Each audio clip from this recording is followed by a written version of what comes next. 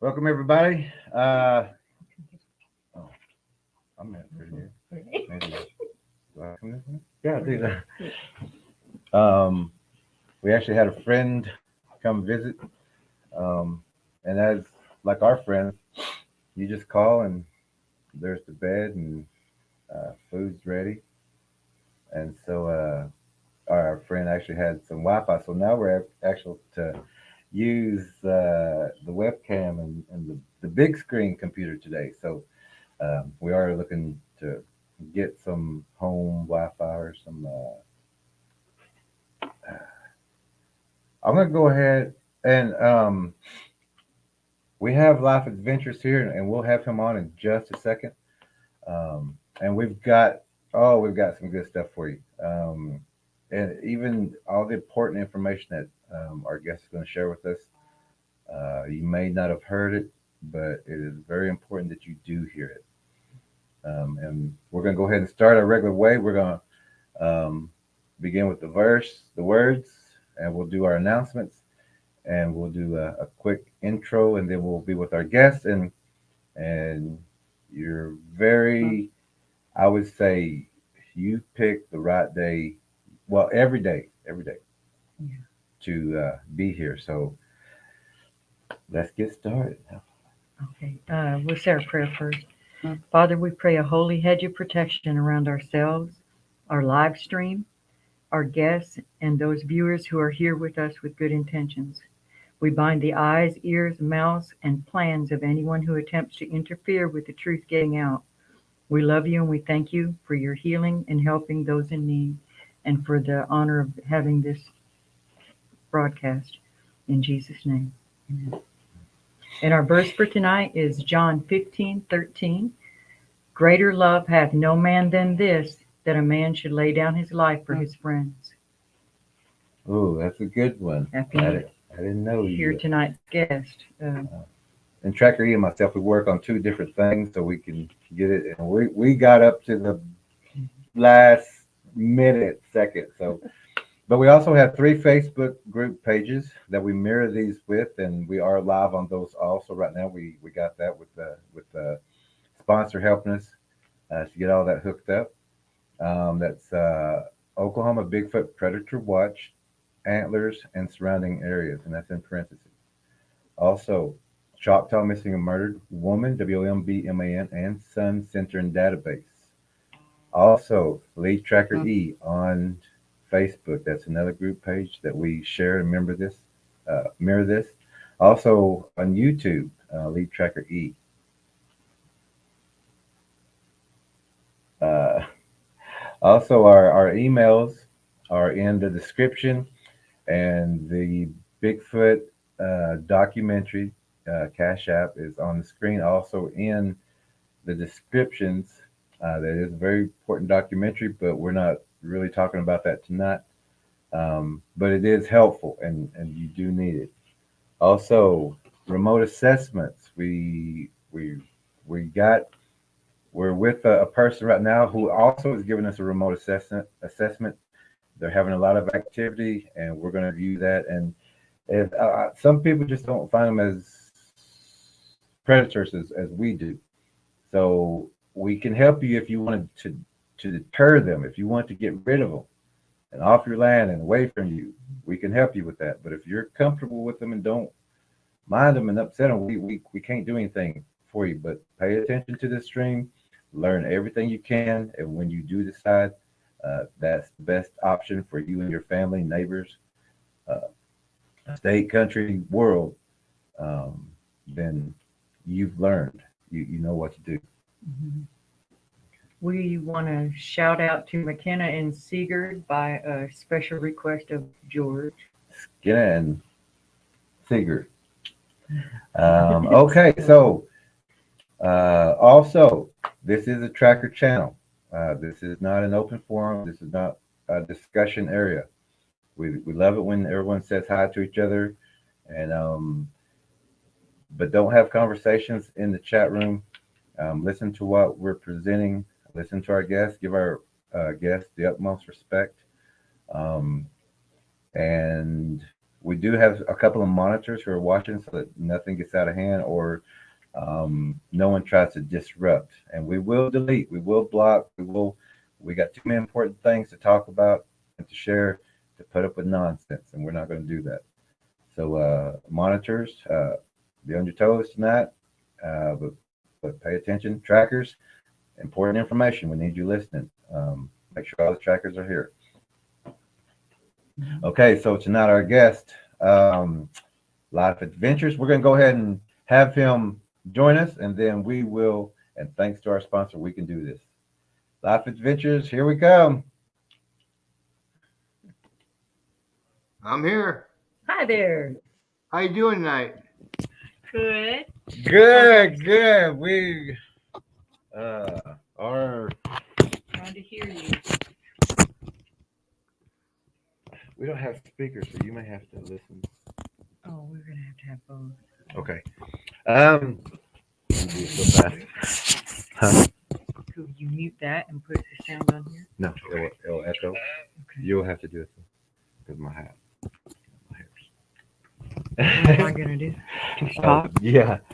Well, hello. Can you hear me? I can hear you perfect.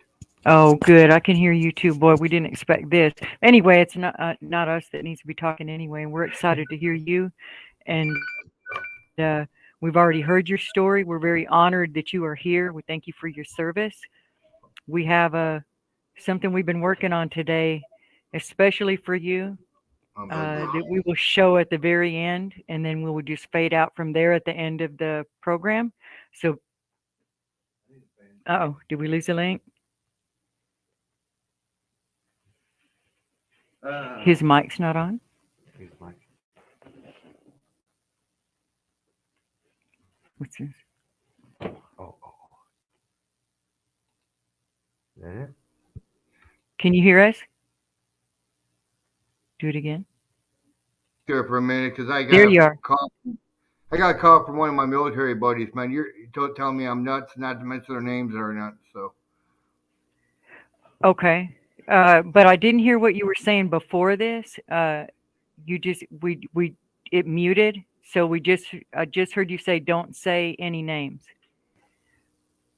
Yeah. Oh, I was talking to my friend on the phone. I muted it so we can have a private conversation. Oh, okay. Yeah.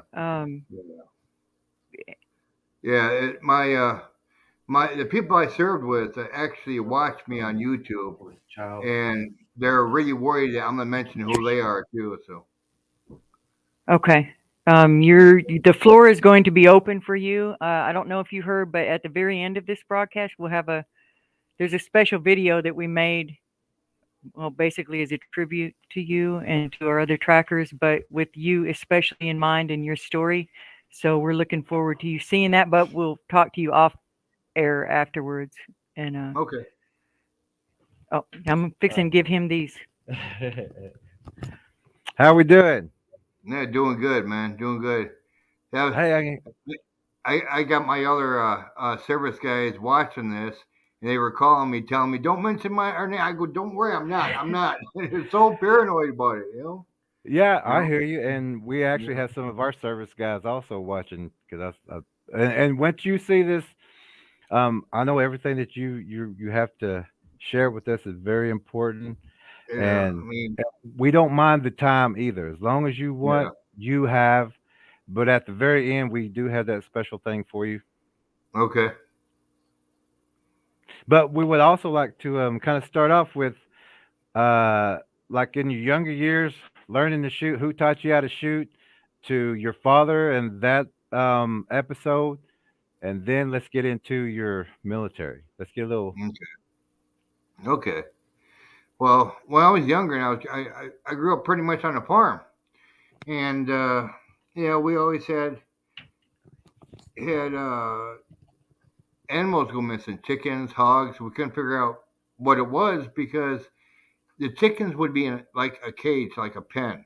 At first they ran wild, but then they all started missing, and so we had to get some more, and we put them in this like really thick fence pen, not chicken wire, something thicker, like a nice, I don't know, 6 gauge, 7 gauge pen, real thick stuff, And then we go out there to the chicken pen, and the metal would be bent back, and we couldn't figure out what it was. Well, later on down the road, we started hearing howls and wood knocks, and my dad kind of knew what they were. He heard of them. He heard that they were in the area. Other farmers complained about them, and that's when I seen my first Sasquatch. I was about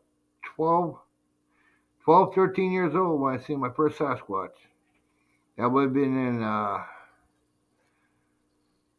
God, that would have been in 72, 73. And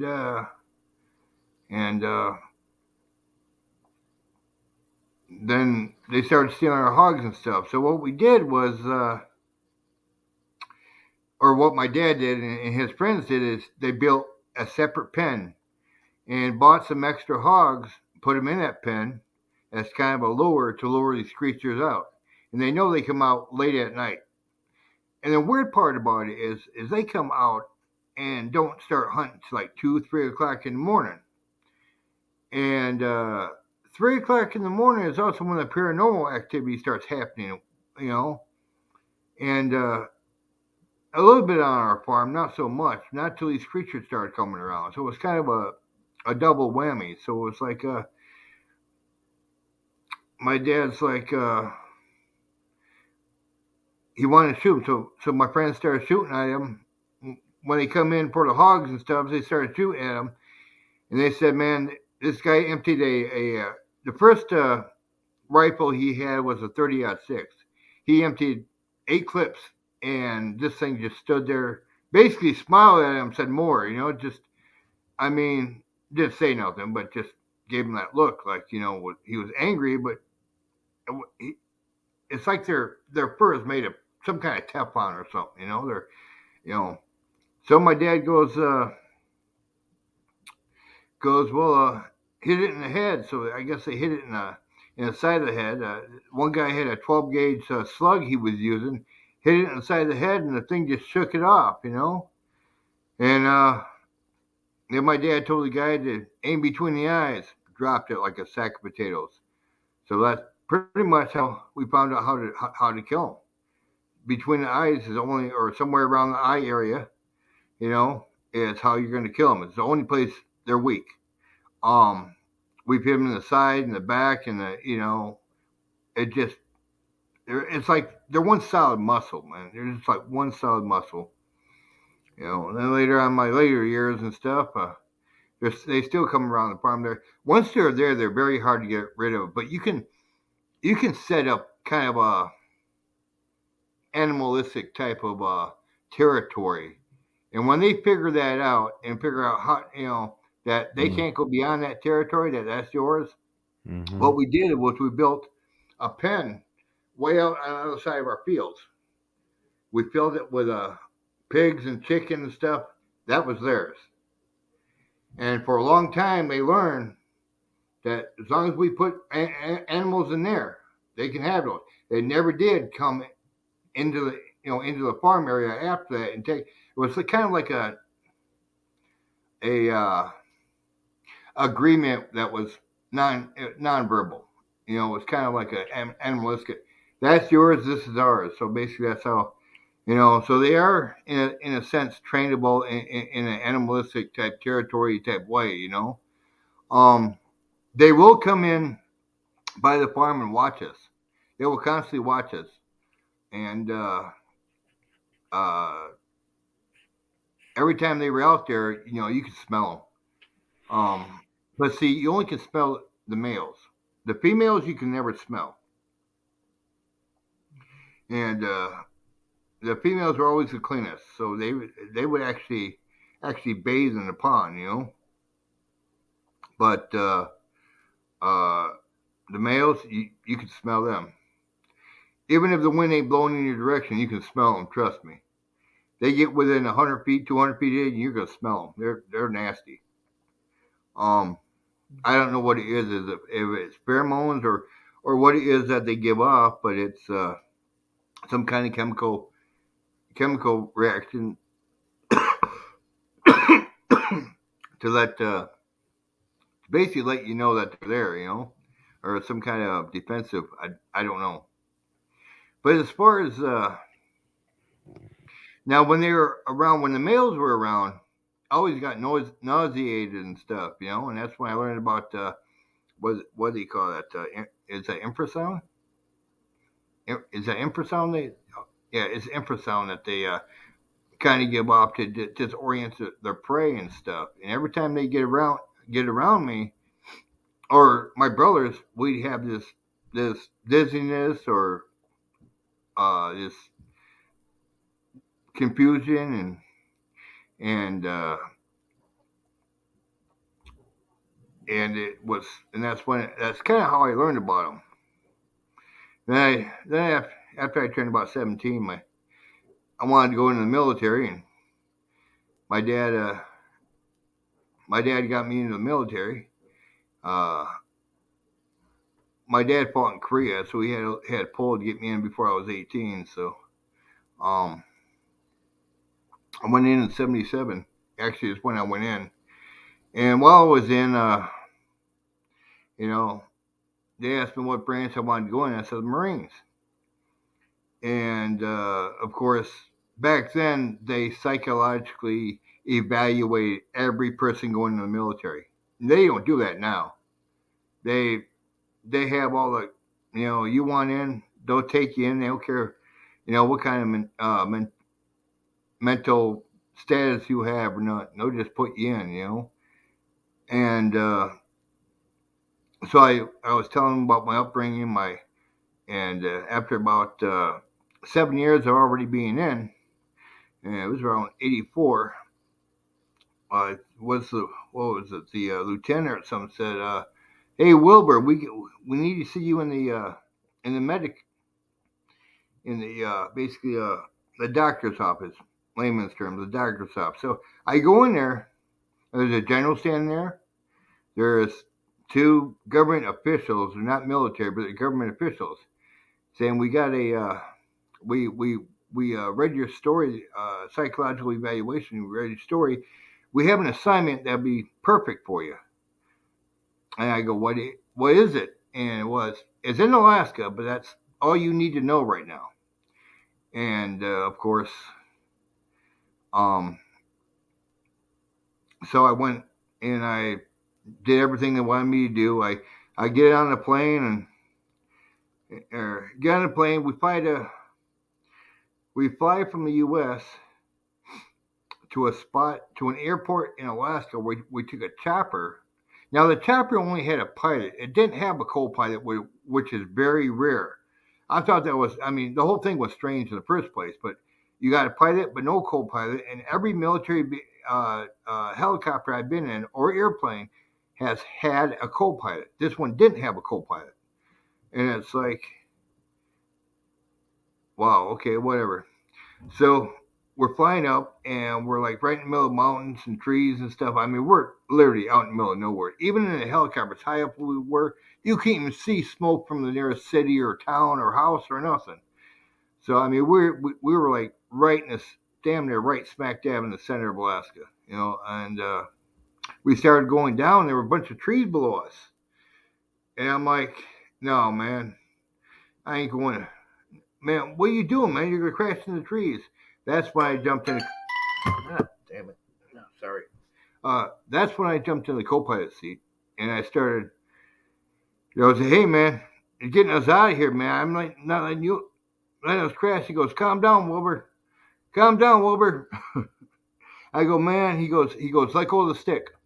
Let go of the stick." I had a stick on like this. I was trying to pull back up, and he's like, "Let go of the stick, Wilbur." And I had the throttle and the clutch in my hand. I'm trying to pull back up, And he's like, "No, let go of that." That's when the MPs that were on board, right in my head, said, "Wilbur, calm down." So, and then of course, I let him have control back. Of course, I was had no choice, so I let him have control back, and he still lowered this thing. Man, I'm praying to God, man, this guy's gonna kill us, When we come down through like a holograph. Now, back in '84, a holograph was unheard of. We didn't know what the hell that shit was. I mean, there was no such thing except in movies, you know. And we can write down through this holograph, and a holograph, and once we get past the level of the holograph, where the holograph, you know, covers this base is huge. I mean, I've never seen something so big in my life. It had some weird looking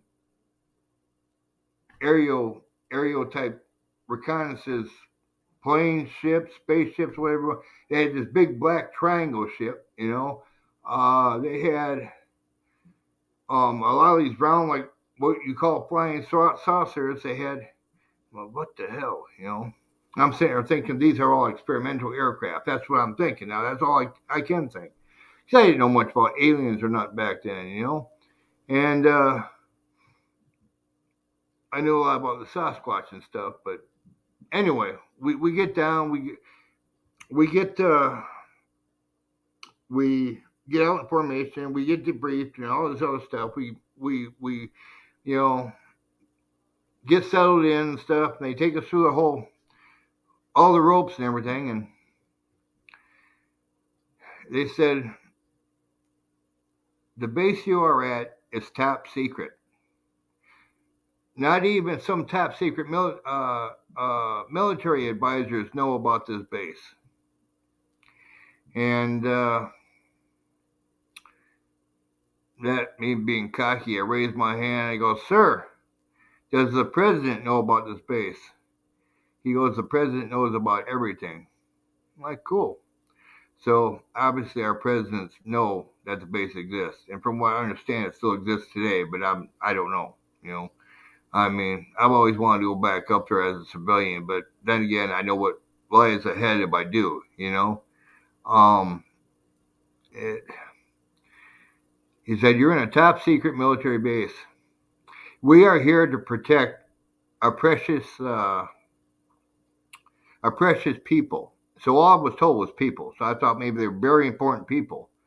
When I found out that we were up there protecting these 3-foot, big-eyed, gray aliens, I'm like, I freaked. I'm like, what the hell? They're the ones flying the triangles and all that, the triangle ships and everything. And, okay, so after I got done freaking out about that, I said, sir, what the hell are we protecting them from? They got all the high-tech equipment. Well, you notice that the fence is about 50 feet high. And I said, yeah, I noticed that. He tells me to walk up and touch the fence. The fence is not like anything. It's weird. It's like,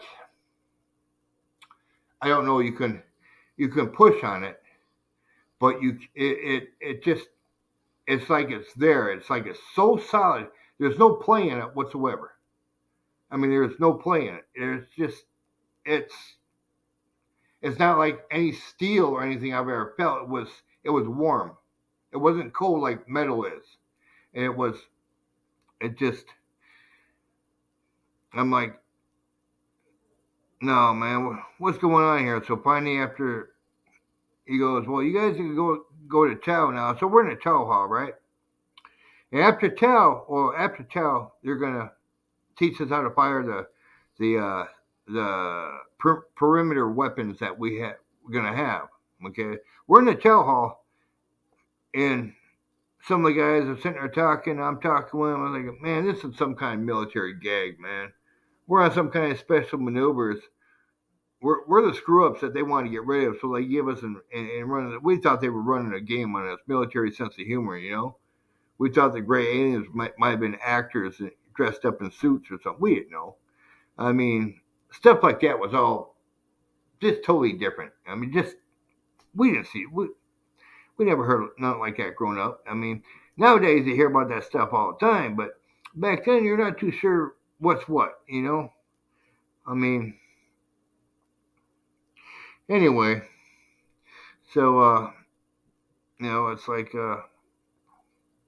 after chow we go out to the firing range and they give us these weapons. They teach us how to use these type of weapons. They're about let's see here, about this big. They're kind of like a rifle, but they're not.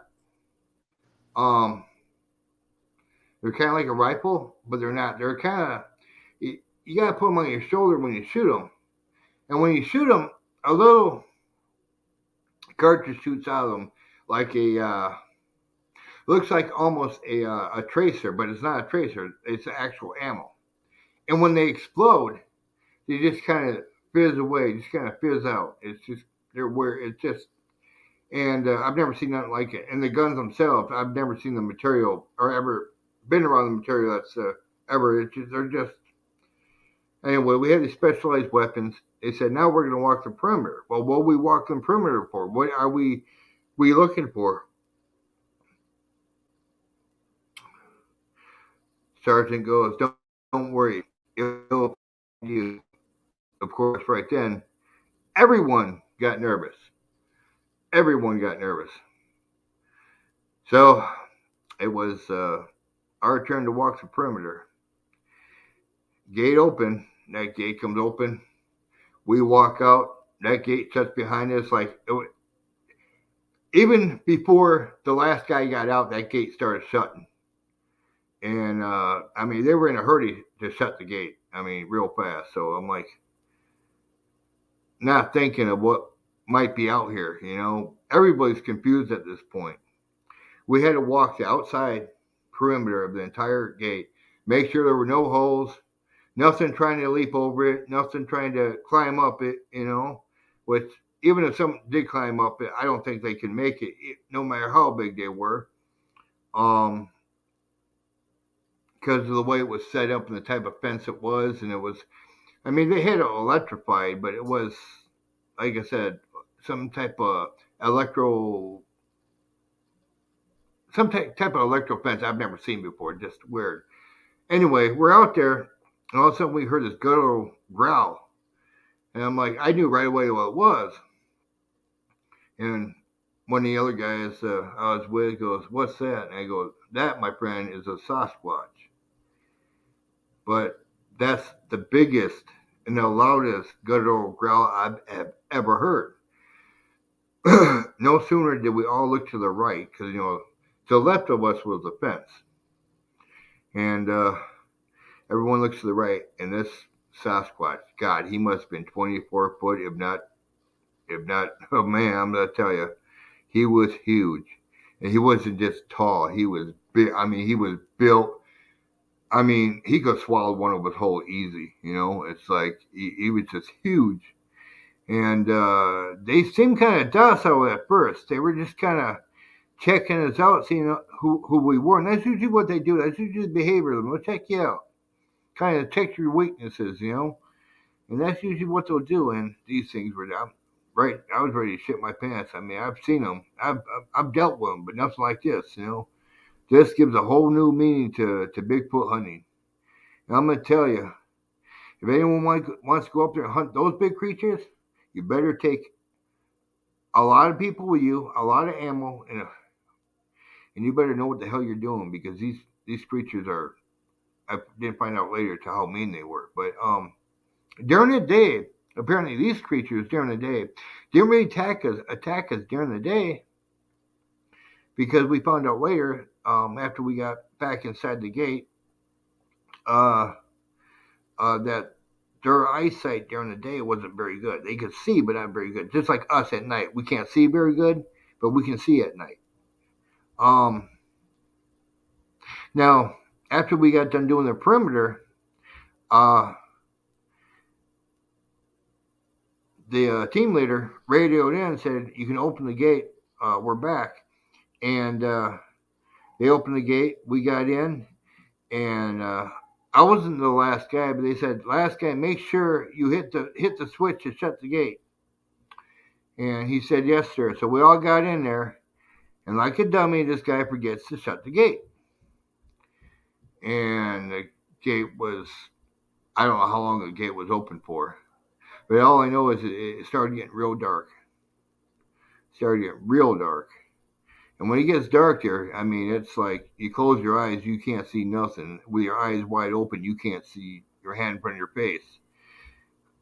Yeah, I was on base, of course, and all the lights were shut off. It's dark, and the gate was open. Next thing you know, these creatures just started coming in and started uh, attacking, and the people up on the fence along the fence line, there were turrets of 50 caliber machine guns all along the fence line, where there was actually people up there assigned to shoot these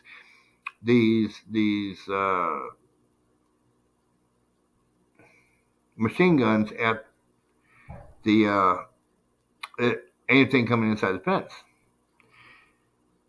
And so they started coming inside. It just started attacking people, ripping people apart. Basically, the story goes, years ago, before the fence went up, and they put a camp there, and they found out about these creatures. These creatures got a taste of human blood, and that's why the fence was installed, and they can't get enough of human blood. So at night, when they can see and they're in their hunting mode, they got in, and they kept coming in droves. They didn't come in all at once. They came in like different, like platoons would. They come in a small platoon, and then they would come in, and whatever damage they do, we'd be fighting them. We'd be shooting at them. I mean, half the men in my platoon and squad were wiped out right away. The rest of us, we were running everywhere. Me and another guy jumped in this one tank, and we figured we were safe, man. A tank's a tank. It's called a tank for a reason, because it's just built like, you're not gonna. But not realizing how strong these creatures are, one just came up, just flipped us completely upside down. And I'm like, what the hell? How the hell are we gonna get out of here? And the guy looks at me. The guy I was with looks at me. And goes, I got an idea. He goes, maybe I can. He wanted to start the tank up. I go, wait, what you gonna do if you start the tank up? We ain't going nowhere. Tracks are up in the air. And he's like, I got an idea. Well, his idea panned out, because as soon as he started, the vibrations from the starting the tank tilted the tank, and then he was able to maneuver the turret that's on the tank up a little bit, so we can crawl out where the driver sits. Where the driver sits is where he looks out. It was a tight squeeze, because that hole where the driver looks out, he sits right as the tank. It's just big enough basically for your head and shoulders. It's not really enough to squeeze out. But we got out, and when we got out, we devised a plan to get around these creatures. They were going through, making a mess of everything, going through the mess hall, going through the different tents. They were just ripping everything apart to shreds, killing everybody. And as they're killing people, and as they're killing people and ripping them apart, they are only ripping out the intestines, the liver, and the heart, and they're devouring them. And the creatures that we ended up killing, these creatures, the next set of creatures that come in would devour them. It's like they were hungry. They were willing to eat anything. We were basically their dinner, and if they couldn't get to us, they would kill their own kind and eat them. It was just one big mess after another. So finally, there was about now the little grays. Now they're inside where they're at. They're inside like a pyramid. There was like a pyramid there with a energy source that they were studying, or they built, or I don't know, something like that. But they were inside there, behind a stone type door. So it was pretty intense. We were supposed to be protecting them, and they were already protected inside this pyramid they were in. And I figured with all the technology they had, besides the guns we had, now the guns we had, we were able to drop them after I shouted out, man, nail them between the eyes. Now, when I said that, knowing that these things, I can't hear you. Can you hear me now? Yeah. Um, can you kind of give the viewers a little bit more detail? I mean, did you hear the sounds of gunfire? Did you hear people yelling at each other? Did you Oh man, it hear was the monsters? man. The monsters when they come in, they were growling. People were yelling, screaming. There was the people up on the turrets on the 50 cals were firing. Everybody was just going nuts. I mean, uh, I got up there on one of the 50 cals. I emptied a 50 cal into these things. They weren't doing. I was even trying to aim. Now with these things are very ratty. So to get a perfect shot off on them, you're really not going to do it. Because once you pull Mhm. that trigger, you're firing everything that's in that magazine. And it's like so yeah, it's like yeah, there's a lot of screaming and yelling, people being ripped apart. When they're ripped apart, of course, they're yelling like crazy. And Mhm. it's like these creatures are whatever they're not consuming, as far as the liver and the hearts, it would actually pile them up in their arms to take them out the gate. It's like they were taking them out the gate to either feed the population or something, or save them for later or something. But that was not the weirdest part. That was not the weirdest part. The weirdest part was when we finally got a group that we thought we could take on these creatures, and we thought we had the advantage. That's when the Mothman came. There was groups of these Mothman. It was like a coordinated attack. These Mothman would have Interesting. stuff in its claws, uh, boulders and rocks and stuff in their claws.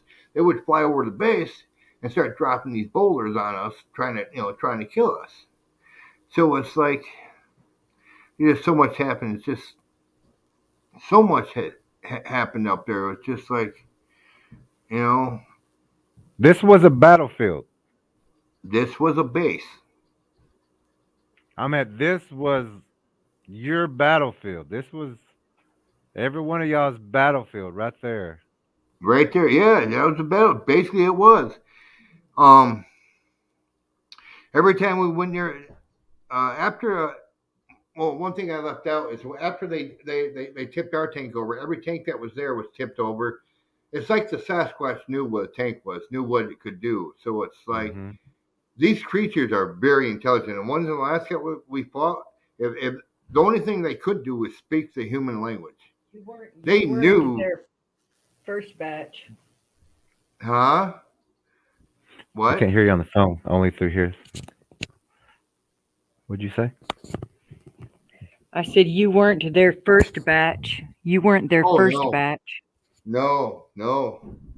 And I bet you we weren't their last either because I'm sure there's been more after me. I don't. I heard they shut the base down, but I don't know. Maybe that was just to keep me. If I talk about it like this, it's shut down. So I don't know. I mean, I know how to get there, but I'm not going to give out that information. That's one information I will never give out. So, um, but anyway, we're fighting these creatures. We're trying to kill them. Where everybody's screaming, yelling, running around. Finally, I said, well, Oh yeah. go ahead. Oh, I know what you mean about the battlefield. About Yeah. even in basic training, when you take live fire, you know what that sounds like, and the explosions and everything going When off. you're in And basic training, your nose is right on the ground, and there's live ammo firing over your head. Now you can't do that anymore because all these whiny Gen Zs and millennials. Oh, that's dangerous. What do you think military is? You dumb. Okay. Uh, yeah, yeah, they I can't do hear that you. anymore because all these whiny Gen Zs and millennials protest against it and got that. Man, that's what makes just because people died during it because they know how to keep their head down. Hey, that's what basic Mhm. training is. It is. Live, It is. live or die in the battlefield, or live or die in basic training. Make Mm-hmm. it through basic training. That means you're one of the few. You're one One of of the the brave. few. Yep. It's like you know. I wish I could take these millennials and these Gen Z wannabe Marines, take them back to 1984 to what I Mm. faced on that base, they'd be shitting their No, pants. they would be. It Oh, wouldn't have turned out the same way. I can guarantee that. no, no. They'd be like, oh, they'd probably try to wave a white flag. Oh, they would. I'm sure that they wouldn't have tried to get out of that tank. Yeah. Oh, no. They would have starved to death in that tank if they had to.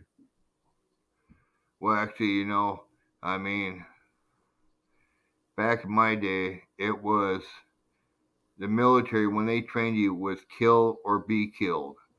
There was no, hey, I'm going to sit here and wait this out. There was none of that. They actually, when they trained you in the military, all that wimpiness that you had is gone. All you got is Hmm. kill or be killed. That's all it was.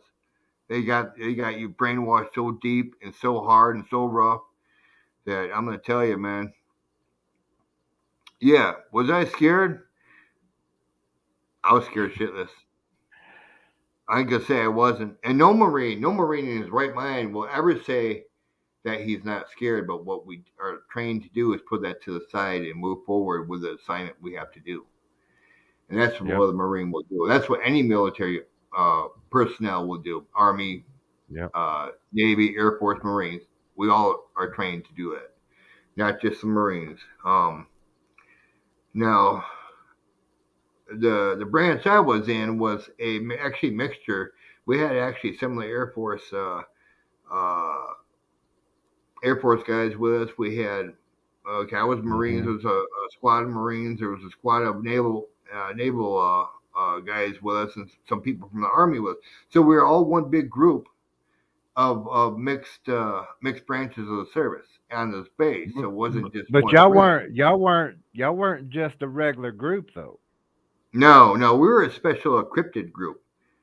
We Hmm. we all knew something about cryptids, but Hmm. when we took into this base, we didn't know the type of cryptids. No one informed us that we were going to be fighting cryptids. No one Hmm. told us that we were going to be, you know, we basically learned firsthand what we had to do when we got there. And because we had some kind of run in with these creatures in our earlier in our lives, they figured we'd be good candidates. But they gave us very minimal information. And that's what sucked about it, because when they attacked, I knew what to do, but half the people that was with me who had encounters when they were younger never had the encounters I had, so they really didn't know what to do. Mm-mm. There was one other guy that knew to shoot them between the eyes, and I got on the radio and I said shoot them between the eyes, and the other guy said I'm already on it, Wilbur. I go, okay, so he already knew because apparently he had some kind of encounter and he experienced it himself. And there was it's just a madhouse, man. It was a madhouse. It was anyway. Finally, we got the gate closed. Um, Gate was closed. We were still fighting what was left inside. These creatures were, even though they were 24 feet tall, anywhere from 9 foot to 24 feet tall, it was like they were still hard as fuck to kill. I mean, I shot this one between the eyes at least 8 times before he even went down. So not only are they bigger, but they're more hardcore. The bone structure is a lot thicker. It's different. And finally, we got half the squad was gone. Me and about a handful of people were left. Go ahead. Do you do you do you believe that they have been do you believe that they've been genetically manipulated and militarized, and also do you believe that they left that gate open on purpose? Now that I think about it, after other things that have transpired and other conversations I've had with other people who served with me, we wonder if it was. We wonder if we were the food for a feeding ground. We always Yep. wonder that. Yep. And I'm glad you brought that up because I never wanted to mention that, but I'm glad you asked me that because I've always wanted to let people know that I think the military, because when you sign that on a dotted line when you're military, you're willing to give your life for your country. It's like when you're a donor, when you're dead, you and you're a donor, the university or whatever has your body. You can't get buried right away because you signed that on that dotted line. And I think that's pretty much what we were supposed to be food is what it was, Hmm. is what it amounts to. Think about it. We get up there, the gate gets left open when the people who are already up there know that these creatures feed on us, you know, um, the graves are behind a stone wall that is as thick Hmm. as thick as hell. It's about 4 or 5 feet thick, locked from the inside. No way to get in the inside. It would take two cannon strikes from a tank, maybe three, just to break through the damn door. There's nothing that's going to come through that door other than a damn tank. Maybe not even a tank. I don't know exactly how thick it was, but it was thick. And it didn't. After everything was said and done, we got the gate closed and killed, and of course we piled all their bodies up, and we burned the bodies. We burned the soldiers that were there too. We had to get we had to keep the stench down. When a person dies, they stink worse than when they're alive. Not to sound funny or nothing, but that's just the way it Hmm. is. Hmm. Um, but we had to burn everybody that was dead. We had to burn them. And you think a Sasquatch smells bad when he's alive? Try burning one of those suckers. Man, I'm gonna tell you, we all had to literally put gas mask on. It was that bad. It was just. But I'm gonna tell you, after we sat around before the Grays opened the door and come out and asked me to make a call, or someone called them to come get me to get on the horn. So I'm talking to the head captain. He said we're sending in a helicopter to take the survivors out. And that's basically when they sent it. They came and got us out. Now, when they got us out and they didn't come down through the holograph. What they did was they came down to just where the holograph is, and they lowered like it looked like a gurney sort of. We all had to lay in this gurney, hold up one at a time, and Hmm. the helicopter we were in wasn't the standard Huey that it was when we got took in there. Hmm. In fact, most of the Hueys, I was told, the Hueys that were used were decommissioned, and we couldn't figure out why. You know, when we get pulled up past this holograph, this helicopter was like nothing I ever seen. It was like science fiction. With just, I mean, the thing was all automated. I just couldn't figure it out. But come to find out that it wasn't on the base. It was 1984. In the helicopter above the base, it was 2004. We were in a time distortion. And how that was possible, I have no idea. Um,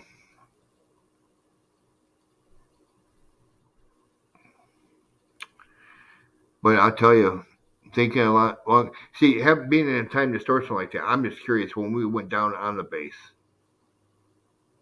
it was 1984.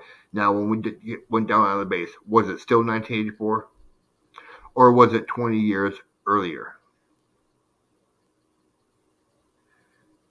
That's all that I can't answer. I can't. All I can do is Mm. think about it and give theories and possibilities, and just some of the stuff that the military has been in contact with aliens since time began. Okay, they've been in contact with our people forever. You know, most of those aliens that I have talked to who were willing to talk to me and give me information, they were actually born on Earth. They're actually from, or they actually have multiple bases here. Now, I'm not really into the alien UFO because I know they're real, I know they exist. Most of our modern technology is alien technology that was reverse studied and reverse engineered, as they call it, and that's where we get our cell phones, our computers, our internet. Because how are you going to go from, oh, okay, let's say it, 30 years ago, we didn't have no cell phones, and all of a sudden, between 89 and roughly about 94, we now got cell phones? How is that even possible? That's a, you know, 89, we still had house phones, no landlines. No one even had a cell phone. I mean, they had car phones back in the 70s, but those were Sprint phones, and you had to actually be on the highway to use them because that's where the towers were. Okay, so but you could use them off the highway. Once you turned off the highway, they're no good anymore. But it just, the technology is getting better and better. Like all these Apple phones. Now, Apple came out, the Apple company started in the 1960s. And this is what I don't understand. The technology for Apple gets greater and greater and greater. And the 60s is pretty much when you guys remember the old movie Project Blue Book, the study of aliens. That was an actual program. They actually had a Project Blue Book and declassified it so people can put it on TV so the military can talk about it. Now, they won't only tell you certain things. But that's all a real thing. That's all. It's pretty much declassified now. You can actually look it up under the Free Information Act.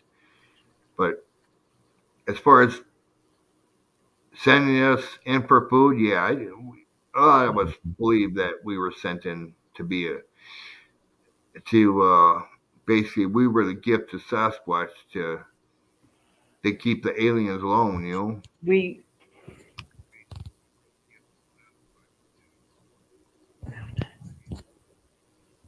There are okay. So also there are portals out there to where it looks just like here, but there's a divider, and we don't see what's past there unless we go through it ourselves.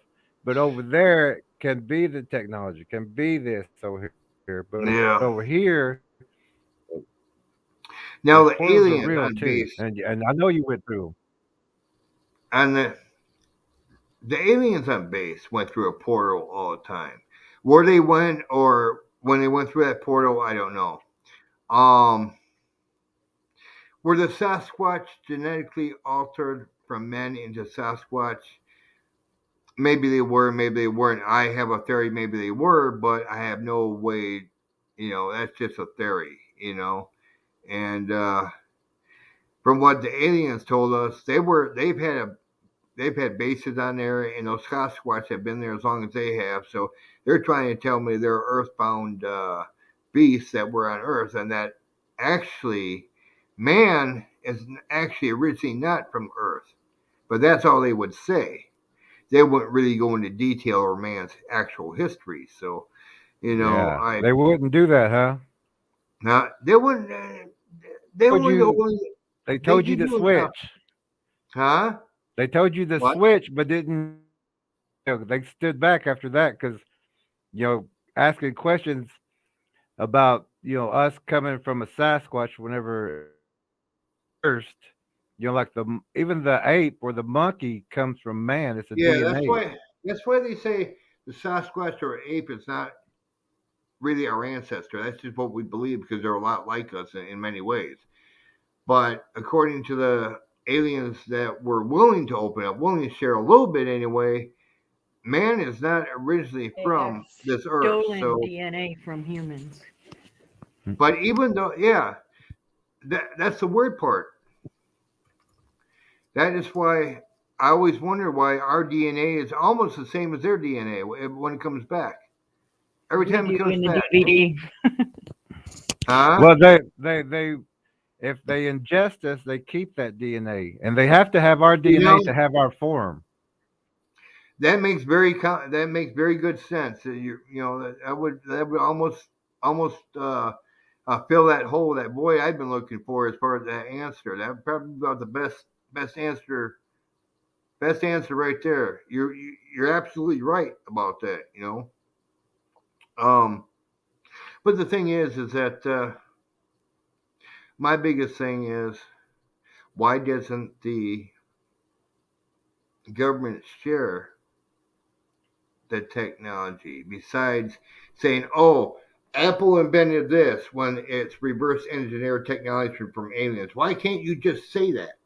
People would be a lot more open and not so aggressive with each other and with the government if they shared the information they have about the beast on Earth, about the different portals, about the different. Why don't they just come out and tell us what is going on? You had I mean, they knew about COVID Power. back in 1956. They knew that it was going to come from Asia. Mm-hmm. In fact, I tried to put a commercial that they had back in 1956 up on my YouTube channel. My YouTube channel got a strike against it. You know why that is, don't you? Mm. It's Oh, classified yeah. information. It's classified information. Now, I was able to send that same small little video clip to a friend of mine on Twitter. I sent it to him by way of the email type deal. The messenger on Twitter. I sent it to him, and he's like, "Damn!" And it's like, "Yeah, they knew about it in '56, man. They knew about the corrupt government. How the government was so corrupt, and it's so corrupt over time that we just naturally accepted the corruption. And it talked about the coronavirus coming from Asia. It talked about 2020, even said the year and everything else. But since I can't put it up on YouTube, I mean, if you guys got a Twitter account, I can't send it on Messenger either because the Messenger kind of put me in Facebook jail for sending that, for posting that on Facebook. So but if you guys got Twitter, I can send it to you on what I got on the on that Yeah. clip I got. I mean, there's so much out there. Does government, all these people Okay. going, Or email. yeah, We yeah. have people telling us to switch to Rumble because there's much more freedom. Yeah, but do you get paid for Rumble? I mean, I'm not Yeah, gonna. we sent an email. That's how we. Oh, you got to pay for Rumble. You got to pay for Rumble. Yeah, we were just looking into that, but yeah, we was talking about like the attack. It Yeah, was an it attack's half an of your attack. base? Yep, Huh? Our half of entire your base, platoon. Oh, and the half entire my base, platoon half was of the. dead. 50% of us died. 50% of us died that day. Yes. Um, Well, so all of y'all are heroes and heroes to each other, I don't and I consider can tell myself a you, hero. I consider the entire base that day a hero because everybody, we were able to even, stop and fight the enemy, Yeah. whatever the enemy may yeah, be. We agree. all the people who Man or passed and beast. all All of that. you. All of you who Huh? did not know what was going on and got thrown into Into that. And those grays were there to observe how y'all would respond. What's this troop going to do? How are they going to react? The thing is Follow that the science. because I have nothing but the people I was with, and I'm the only one willing to come forward to talk about it. The others are keeping quiet. As you can see, they text me all the time, call me all the time, tell me to keep my mouth shut about, but I'm not gonna. People have a right to know what's out there. You Oh know, yeah, people have a right to know what is out there, and That's why you're a hero. it's like Yes. I may be a hero to some, but I will only feel like a hero when the government acknowledges all the crap that they've been hiding, the UFOs, the Sasquatch. The reason, now this is a theory I was told, the reason why they don't make Sasquatch on the animal record or table as an animal or a beast, because it would cost too much money. Because when you bring an animal out of extinction or back into existence, because it was in existence for a long time there in the 1700s, and they just kind of wiped it out as a fable. But to bring it back into existence as it being real costs the government a lot of money. Because then you got to change everything, all the schools' curriculum. You got to change, you got to basically, change a lot of stuff, There's also a lot of missing people and people who's been eaten and devoured by these creatures that they would have to also. Yeah, they would have to teach that these animals, these creatures, these beings. Now we had a. Now when I was back on Area 51. You're on a delay, I think. Now when I was on Area 51, which I'm gonna tell you right now, and I'll probably get shut down for that. My channel will probably get shut down for this. But Area 51 is an experimental base where they experiment with aircraft only. They don't do the scientific experiments on genetic anything at that base. It's just for experimental weapons. The experimental stuff for the animals and stuff, they do at what they call, or actually the base I was at is basically where they do that stuff at. I found out later. It wasn't, they were probably doing it while I was there, but I didn't know none at the time. But that's where at the base I was at. And that base is so top secret. Unless you get someone to tell you where it's at, you're never going to find it. You can hunt Alaska till you're blue in the face. And the fact that I feel that was a portal that I went through to go back in time, I think that's why no one can find it. And there's, I don't know. I mean, just there's so many questions that I have that I can't even answer. I can just put theory out there. All I can do is put theory. Theories for everything. But the government knows the real truth. I mean, they have videos on YouTube of scientists literally talking to Sasquatch in its own language. So if Sasquatch has their own language that we can learn and we can communicate with these creatures, why don't the government put it out there? There will be a lot less missing people, for one. Definitely. Because if we can open a line of communication with these creatures and teach them that, hey, you want to help protect our livestock? We'll give you 25% to feed your family and your people, I don't know if they were protecting your livestock. I think when you was feeding them, they were. What I'm saying is, if we could open a line of communication with these creatures, we could teach them that livestock is what we live off of, and that if you want to continue to live off the livestock, we'll make a deal with you. You'll protect our livestock from bears and other creatures, and we'll give you 25% of the livestock. That's I think that deal is made, but I think that's with humans. Yeah. But I don't know, man. There's just so many.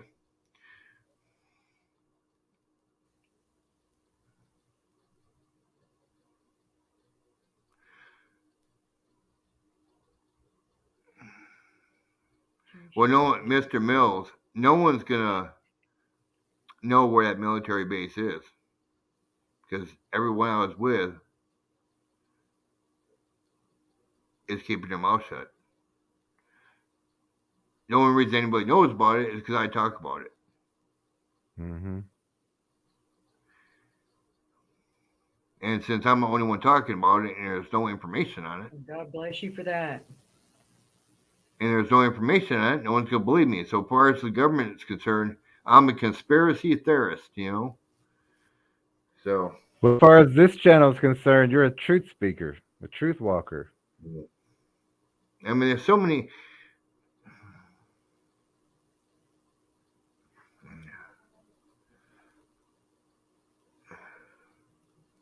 I'm reading what they're saying. Uh, uh, yeah, Mr. Mills. Well, actually, the military base is actually a lot of people know of the military base because apparently it's actually on Google. It's actually on Google. Wow. Um, it's actually on Google. I just looked it up. They actually changed the name of the military base. They took the portal away from it, the portal part away from it, and it's under a new government contract under HARP. You've heard of HARP, Ah. okay? Apparently, there ain't no portal there anymore because no one's ever mentioned any portal. While on Google, it doesn't say anything about any portal. But I went through a portal, so. Mhm. But they could have changed all that. They say now they're an experimental base studying weather, which I know is a freaking cover up. Yep. They can control weather. That's number one. They control weather back in my day. Shit, they can control Mhm. weather. That's wonderful, you know? Yeah, the hydrogen modifiers. Yeah, yeah. Yep. All the chemtrails. I mean, it's not the average person with the right equipment can control the weather within Oh yeah. within a 10-mile radius of their home. I mean, Mhm. you just gotta have the right materials. I mean, that's not hard to do. So, and that's been done by the government for years, and actually, the government will actually admit to that. So, saying we're experimenting with changing the weather so it's sunny in one spot and rainy in another spot, give farmers the rain, and people want to go to the beach, sun. They brag about that stuff all the time. But when it comes to the real deep stuff, like the portals, the Sasquatch, the 50-foot high fence, the aliens, don't deny all that shit. All that shit Mhm. ain't real. Hmm.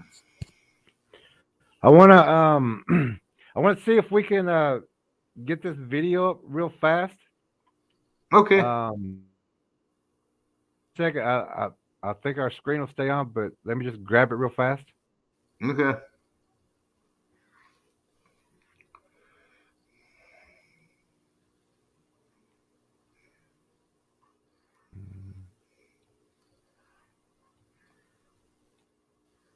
Thanks, Mr. L. I'm gonna turn this webcam towards the TV Okay. or towards the computer, and you should be able to see it. And Okay.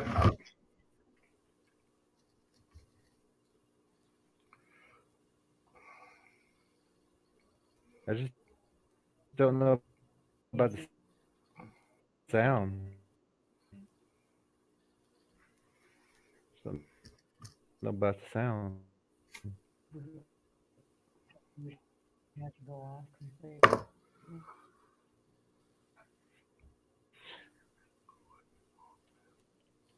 Okay, the best way that we're gonna Yeah, gonna no, try to Tennessee. do There's a this. lot I want to say, but Um, ain't got time for it all, bud.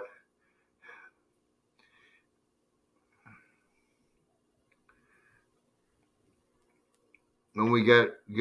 when we came out of the base, when we went to see the president, and when we got there, I asked where President Bush was, and basically, bottom line is it wasn't President Bush 2004, so obviously, that's why I found out it was 2004. Hear me through here? So, you know, I just kind of crunch it up a little bit when I tell a story. Everyone wants to hear about the base, don't want to ever hear anything afterwards. So it's kind of, but yeah, Mothman are vegetarians, so.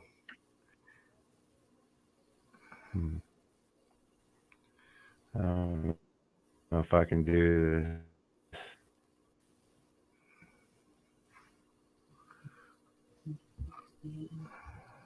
Huh? We'll have to do it at the end. Yeah, we'll do it at the end. Yeah, we can't get that up, but we will have it at the end. Okay. It's just Okay. a little bit. Okay. Let me get back up here. And so let's talk a little bit about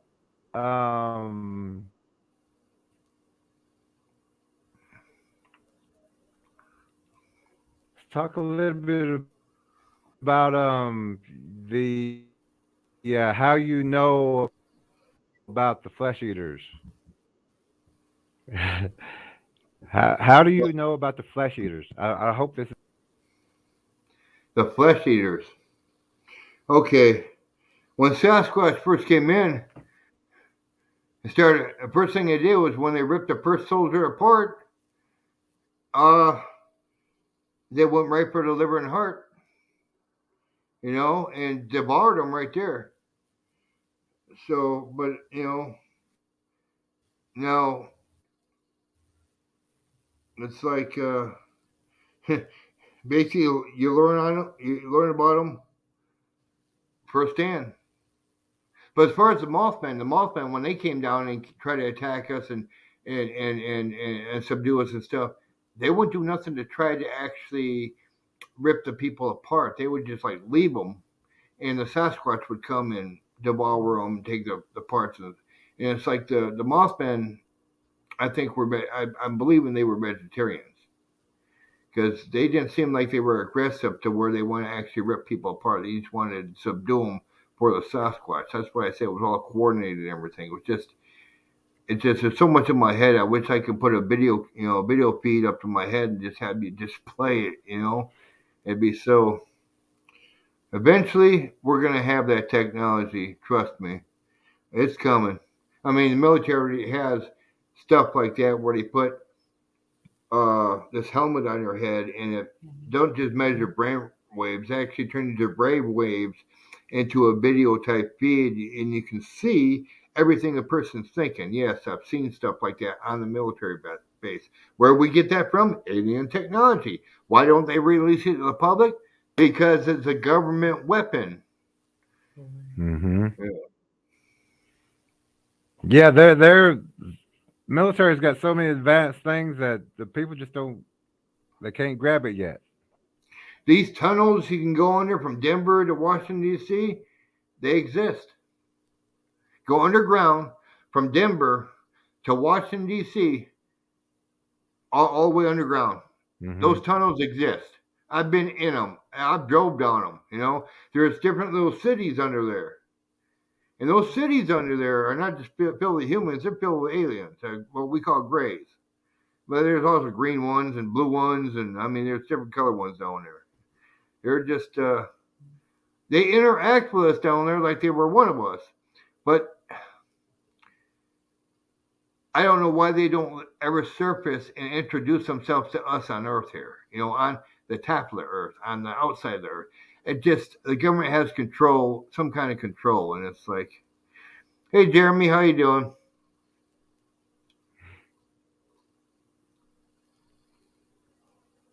So you don't know, like with the Greys, you don't know them to be flesh eaters. Some people say they are. Some people say they are. I always wondered if they were. I really do. But see, we never seen them eat. We never seen them eat nothing. So they would always be inside that pyramid. Okay. Now, other people I was with said they were eating flesh. That I was with at the time. I've never witnessed that. I just go by what other people in the squad was telling me, and it's like I can go by because I never actually seen that. But so that would be a real good reason for them not to surface if they did eat humans and people found out. Yeah, but then why won't they eat the humans that are in the tunnels in these underground cities that are living side by side with them? That's the whole thing I don't understand. There's something going on. There's something more. I think the information on that, we're getting bits and pieces. There's something going on there. There's information, we only get bits and pieces. And then when we try to theorize, that's when the government has the right to say, oh, they're conspiracy theorists. Don't listen to them, see? So, because they only release, I only got a little information on what that base was really about, My theory is, on down many years after that,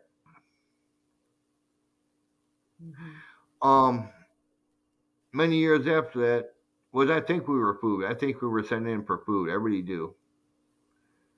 because just the way, a lot of people that I talked to who served with me thinks we were sending them for food, but I've never really spoke that part of it because it was, you know.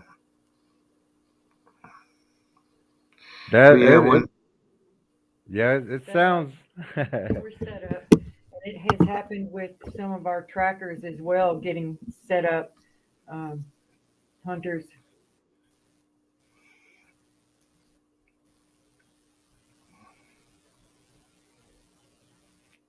hey, Oh, she was saying that it's happened with some of our hunters and trackers that they've been set up. Some of our trackers, yeah. as far as doing disbursements or dispatching Bigfoots, and then they got the whole 9 yards with the men in black, the military. So that's what Oh, she was saying. oh, I had to run in. I had to run in with them 2 months ago. They knocked at my door when I put that thing up about the COVID thing, and I got a strike against my challenge. I had the Men in Black show up at my door.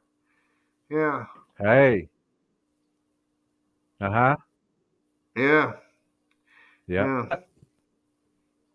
See, that's not. And then when they found out it was military, they figured all they basically Really? told me, Could simply you told me, describe it? Tell us about it. "Oh, no, I tell you about it." And they showed up, basically told me, "Don't air something like that again, or you will be no more." And that's all they said. And they turned around and they left. And I didn't see where they went or. And these Men in Black weren't weren't human. They didn't blink. They stared straight forward. I yep. mean, just the whole personality was not really android, but they were Thank more you. some kind of alien, Thank some you. kind of being or species. You know? Yeah, we've had some of our other trackers run into the same about same reptilian eyes, everything like that. Yeah, yeah, exactly. Yeah, the And they oh also man, Yep. they also got threatened and was told that uh, people are going to think you're crazy. Make sure and help people think that you're everyone crazy. thinks I'm crazy. Okay, I can't prove me right, and you can't prove me wrong. So where does that leave us? I'm Yeah. crazy. See? Well, you're a truth speaker with us. Right, right. Yeah. If I And the can't prove you people of right, this you can't prove me wrong. channel, There you go. there's a lot of trackers on here, a lot of people who's dispatched, you know. There's a lot of truth people, truth walkers on this I want channel to too. write a They book. they all I want to go write a ahead. book on. I want to write a book on my experiences, word for word. What where I can sit down, relax, and think about every situation that happened, leading from the time I was a child to the time I was in the military to after the military. And this way, I can explain everything in detail, better writing it than I can explain it in words. And I think people will understand the situation I was in wasn't fun and games. It was Right. literally a life and death situation. And when you Hmm. see a Sasquatch in the woods, Mm-mm. if he doesn't bother you, don't try to get his attention. Do not gift him. Do not knock Hmm. on trees. If you see me or one of these trackers are sitting next to Right, me right. tapping on a tree, that's because we know what the hell we're doing.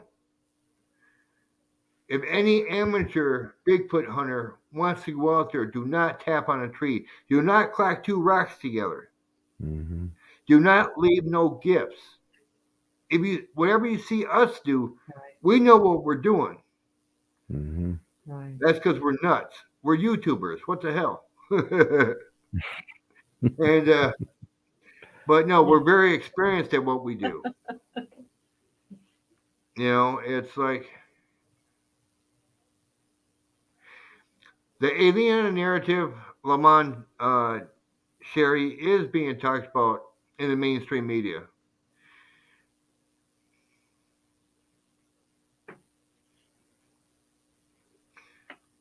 David Pilates, I give 50% credit to. Um, this is a man that wants to talk about missing people, but will deny Mm. that Bigfoot has anything to do with it, or if that Bigfoot even exists. I've Yep. talked to this man. There ain't no such thing as Bigfoot, is what David Pilates says. So how can you talk about missing people in national parks when the majority We of don't trust Wisconsin him. Bigfoot sightings are in national parks? Might be some monetary influence going on. Oh Jared yeah. has some experience from the past, knowing some things. David Pilates is good when he talks about missing people from cities and stuff like that. But when he talks about national parks and then says in the same breath that there is no such thing as Bigfoot or cryptids, Yep. that's where No. his information is just, Yeah. Yeah. We only listen to the details of what happened, but when he starts talking, that's it. We don't want to hear what he On his says. theory. because it's like with him, okay, the national parks are a very dangerous, they're a very fun place to be too. But there are times where those situations happen that I guarantee you, 10 times out of 10, a missing person, a cryptid has something to do with it. Yep. A cryptid or a military would snatch people up, which I think they're feeding the cryptids. Yep. Yep. You're exactly right. And I've said that because now you guys understand why I think that, because yes, I thought that about us Yes. when we were up there. That wasn't Yep. until afterwards, but a lot of people who I was with thought along those lines too.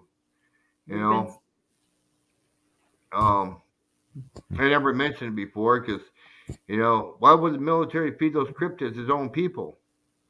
Kind of as a gift so they can get information, so they can leave the Greys alone to get more technology from them. Yep. Fair trade-off.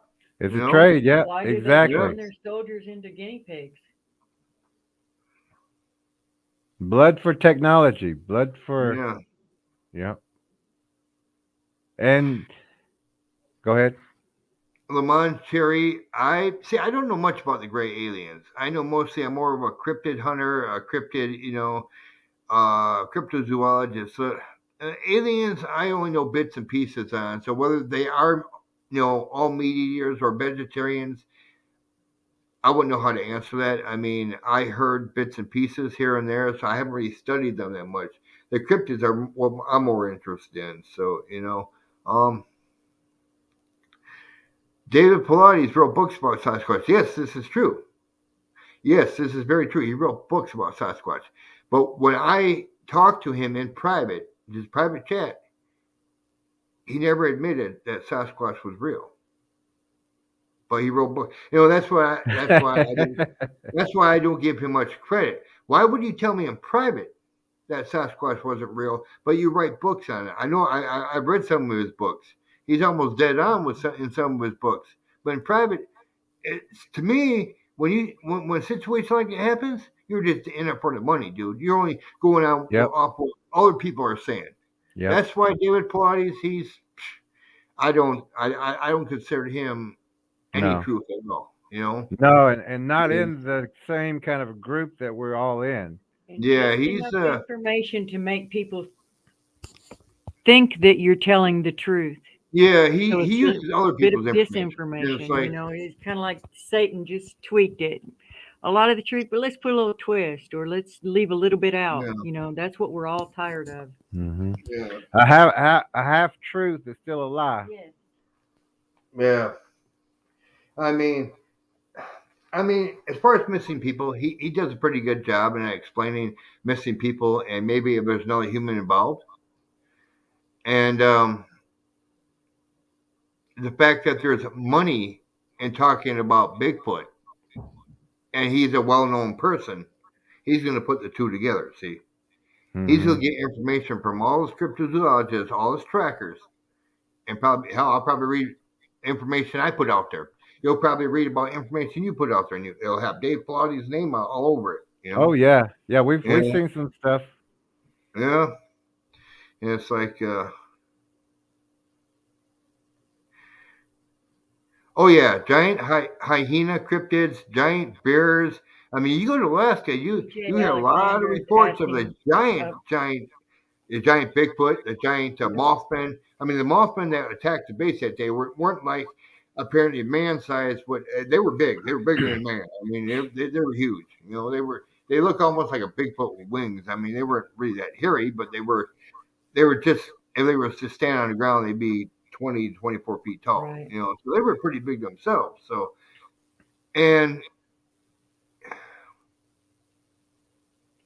Was there during that attack, was there a multitude of different types of cryptids besides the Mothman and the Bigfoot? Was it like a dog man? Was there crawlers? Was there that's just it. That's just it. Up until a few years ago, I didn't know what a dog man was.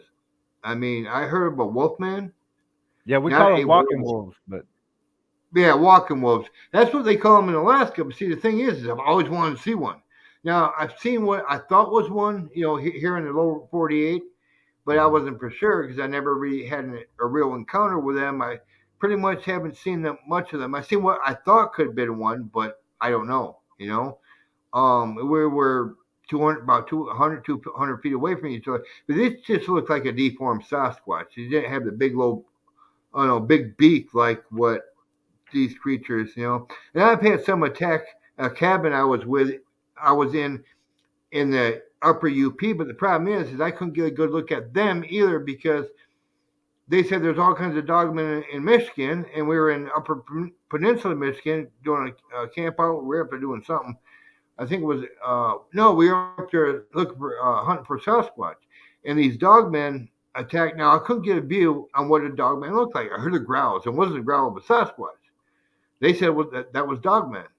And it sounded like a regular dog, but it was just louder, bigger, and more deeper, and was more, I don't know, how can I say it, more aggressive. And they bang on the cabins. They try to get in, but it's like I peeked through a crack I could see, and there was still like a yard light, that I could see, but I could barely make out. I didn't see no long beak though. That's what I was looking for, was a long beak. And I'm just wondering, it maybe because I didn't get the view of what these creatures were, maybe it was a Sasquatch. And different Sasquatch where everywhere you go are born differently, just like humans are born differently. And people might be mistaken a Sasquatch, and because it looks different for a dogman. But they say dogmen are more aggressive.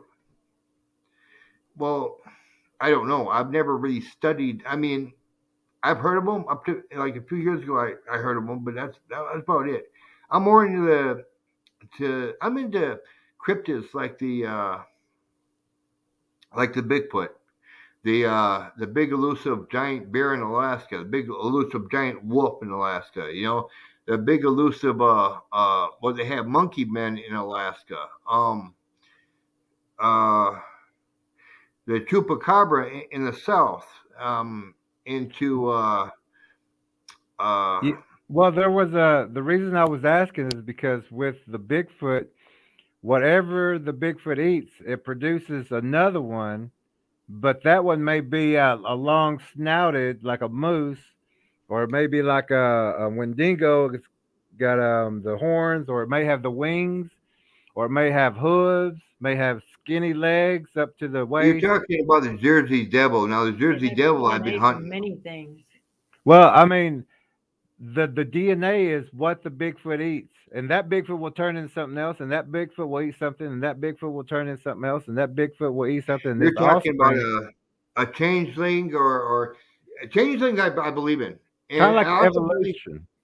I would say and kind of like evolution. The more, They're gonna and spread if out, they can man. get more humans, more man, they're gonna the ones that look more human, those you're are the either most gonna be dangerous. born one half, one half.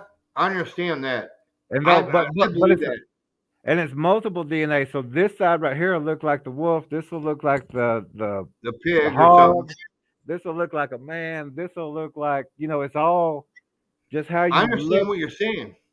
I understand that. I believe in that. I believe in stuff Okay. like that. The thing is to have the experience. I've never been to Skinwalker Ranch, although I really want to visit that place. I mean, there's a lot of places I haven't been, And Well, Skinwalker Ranch also has huge, giant. I would say about 10-foot spiders over there. No, no, no. that's I what would say they say. 5 foot, 5, 6 foot You know, spiders. lately here in the past 10 years, I've been learning about all these new cryptids that are new to me. Because I'm just used to Bigfoot, Mothman, Chupacabra, the ones that were originally out there. Mhm. And all these new ones like Dogman and like you say, the spiders, which are, these are all new cryptids to me. Even though they ain't new to some people, they're new to me. So it's like, but like I was attacked in a cabin. I don't know what attacked. I Mhm. swear up and down it was Sasquatch. People I was with saying that was Dogman. I couldn't get a view through the crack I was looking through, so I can't argue the point. I can't argue it was or wasn't. So I don't know. So Mhm. but like I said, these are all new studies for me. I will study them. I would love to look for them and study them. But I was also told that dogmen are very aggressive, like a mean dog. You Mhm. definitely want to put them down if you can because they won't stop once they come after you. Once they're on your scent, they'll keep going to your dinner. They'll just keep going. A Sasquatch, you can Yeah, you can do deter. stuff to manipulate it. You can do stuff to manipulate it to keep it Mhm. from attacking you, to put it off from attacking you. But eventually, Yeah. once it gets that beat on you, you're done. But see now Mhm. with a dog man, he just keeps coming. You ain't gonna be Yeah. able to stop him or slow him down. So see, how you doing, April? Um, hey Tennessee, why ain't you up here? He's got some over there. He's got some 20-footers over there. Yes, you April know, seems to I be one. I seen some of his videos. I want to go down. I am gonna go down there this summer. Hmm. I will show up at your house, Tennessee. Trust me. I'll be Hey, and, knocking on and your if we do coordinate, we may show up there too, same time. yeah. I just don't know when I even though I'm retired, I do just I gotta get a drink of my coffee.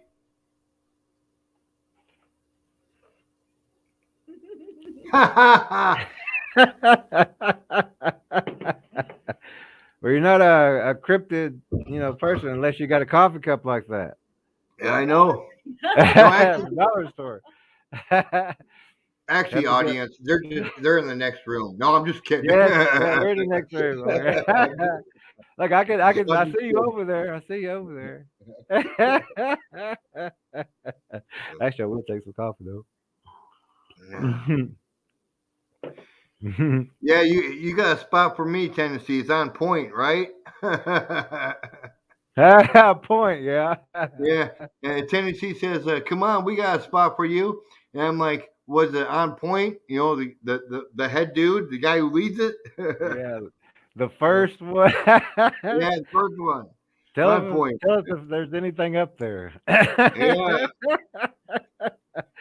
Even If we in see your head, if we see your head come rolling back, we know not to go up there. yeah, now we won't go up there right now. Yeah. Or they'll even make you take your gas mask off Yeah. if you're the low man on the totem pole You there kind know, of thing. a good thing. One thing I do wear when I go Bigfoot hunting, which I don't tell a lot of people to do, because people really don't understand how to do it. You know those little rubber earplugs you can buy? Hmm. Those little rubber earplugs they squish. You you turn them real tightly and you put them in your ears to where you can hear, but any type of infrasound will not bother you. You will not get nauseous. You will not get dizzy or anything. They can't sneak up on you when you have those because they can't confuse you. Hmm. And the reason I don't tell a lot of people that is because beginners will try it and they will do it wrong and Good. stuff happens. Yeah. Um, I've had a lot of private emails of people saying, "Oh, my kid got killed because he listened to you." I said, "No." I told, Mhm. I put out there, if you're inexperienced, do not try this at home. Yep. Especially if I'm on a Bigfoot hunt. People want to know how I can get close to them. When I do get close to them, which is once in a blue moon, I never got the money shot though, but I do get close to them, and I can show in the video Hmm. how close I get to them. But uh, whatever I do, and I tell people all the time, whatever I do in my video, do not try this at home. I'm a Mm-hmm. professional, Mm-hmm. and I pretty much have a lot of experience. I know what I'm doing and what I talk about. Don't go, oh, I'm gonna do this like Life's Adventures does it. Don't try it if you're not experienced or you got someone that's very experienced with you. Don't do it. It's like stuff I talk about. Unless you know what you're doing, you could really get hurt, if not killed. You know, but it's stuff that I've experimented with. Hell, I'm ready to go. If I go by a Sasquatch, at least I go happy. So it's like, but that's me. So it's like, um, but yeah, stuff I try if you see me doing stuff on my videos now. On my video, I said, well, maybe I should knock on a tree. And I knew in the area I was at my boss's house, if I would have knocked on a tree in the situation I was, I would have had them surround me. They would have come out of hiding. I would have got them on film. However, I would Mm. have never made it out of there alive Yeah, because that's it the would, I thing. would never, yeah, you know, it would have been on film, but so would me being ripped apart because it was a situation where it was just before it got really dark to where they can start seeing. So, yeah, it's just, I don't think I did. I don't remember doing it. But I did show people how they dig into logs and look for grubs. Mm. And I showed people, there's one person asked, so why is the top of the tree all twisted and shredded, but the bottom is left alone? That's a Mhm. big bear. I said, no, that ain't bear. That's a Sasquatch. He's marking his Mhm. territory. But real up high like that, you see half the top of the tree shredded, but the lower half is. That's because of a very big Sasquatch. I think Mhm. there's 20 feet Sasquatch around my boss's place, and because when I get near, don't worry, you're safe. Um, Yeah, another one. you're safe, buddy. I won't mention your name. I'm not talking about you. Eh, They do it to me all the when I get my boss's house. Now he's got where I hunt at. There's all oak and a few pine trees. A lot of oak trees, and that's where they're the thing on my the omega is on my pictures, all in a few pine trees. But then there's a whole clump of pine trees way down here on the other side. More or less by the creek. By the creek is where all the pine trees are. And the closer I get there, the stronger the putrid smell gets. So I stay away from there because I figure, okay, that's probably where they're bedding down, where they're hiding at. And those trees are, the jack pines where they Mhm. grow, 500 feet into the sky. They're just huge. And not quite that tall, but but they can climb up and do whatever. So I figure, okay, that's the area I'll leave alone. Basically, in a sense, give them, okay, that's your area. I'm staying out of there. I have walked down the creek several times, but I've never walked into the pines.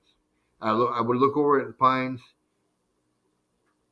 I'd kind of nod a little bit, and I'd walk back up. You Mhm. know, because if they're watching me, they would, even if they're intelligent enough to see I acknowledge them, but I ain't gonna bother them. So I think that's probably why I haven't been attacked out there yet, because maybe they're intelligent enough to know that I'm not out there to hurt them. But if I cross the line and knock on a tree or collect rocks together, which is kind of an insult to them because that is the way they communicate, the way they call each other for dinner. And if you're doing that, you're basically teasing them.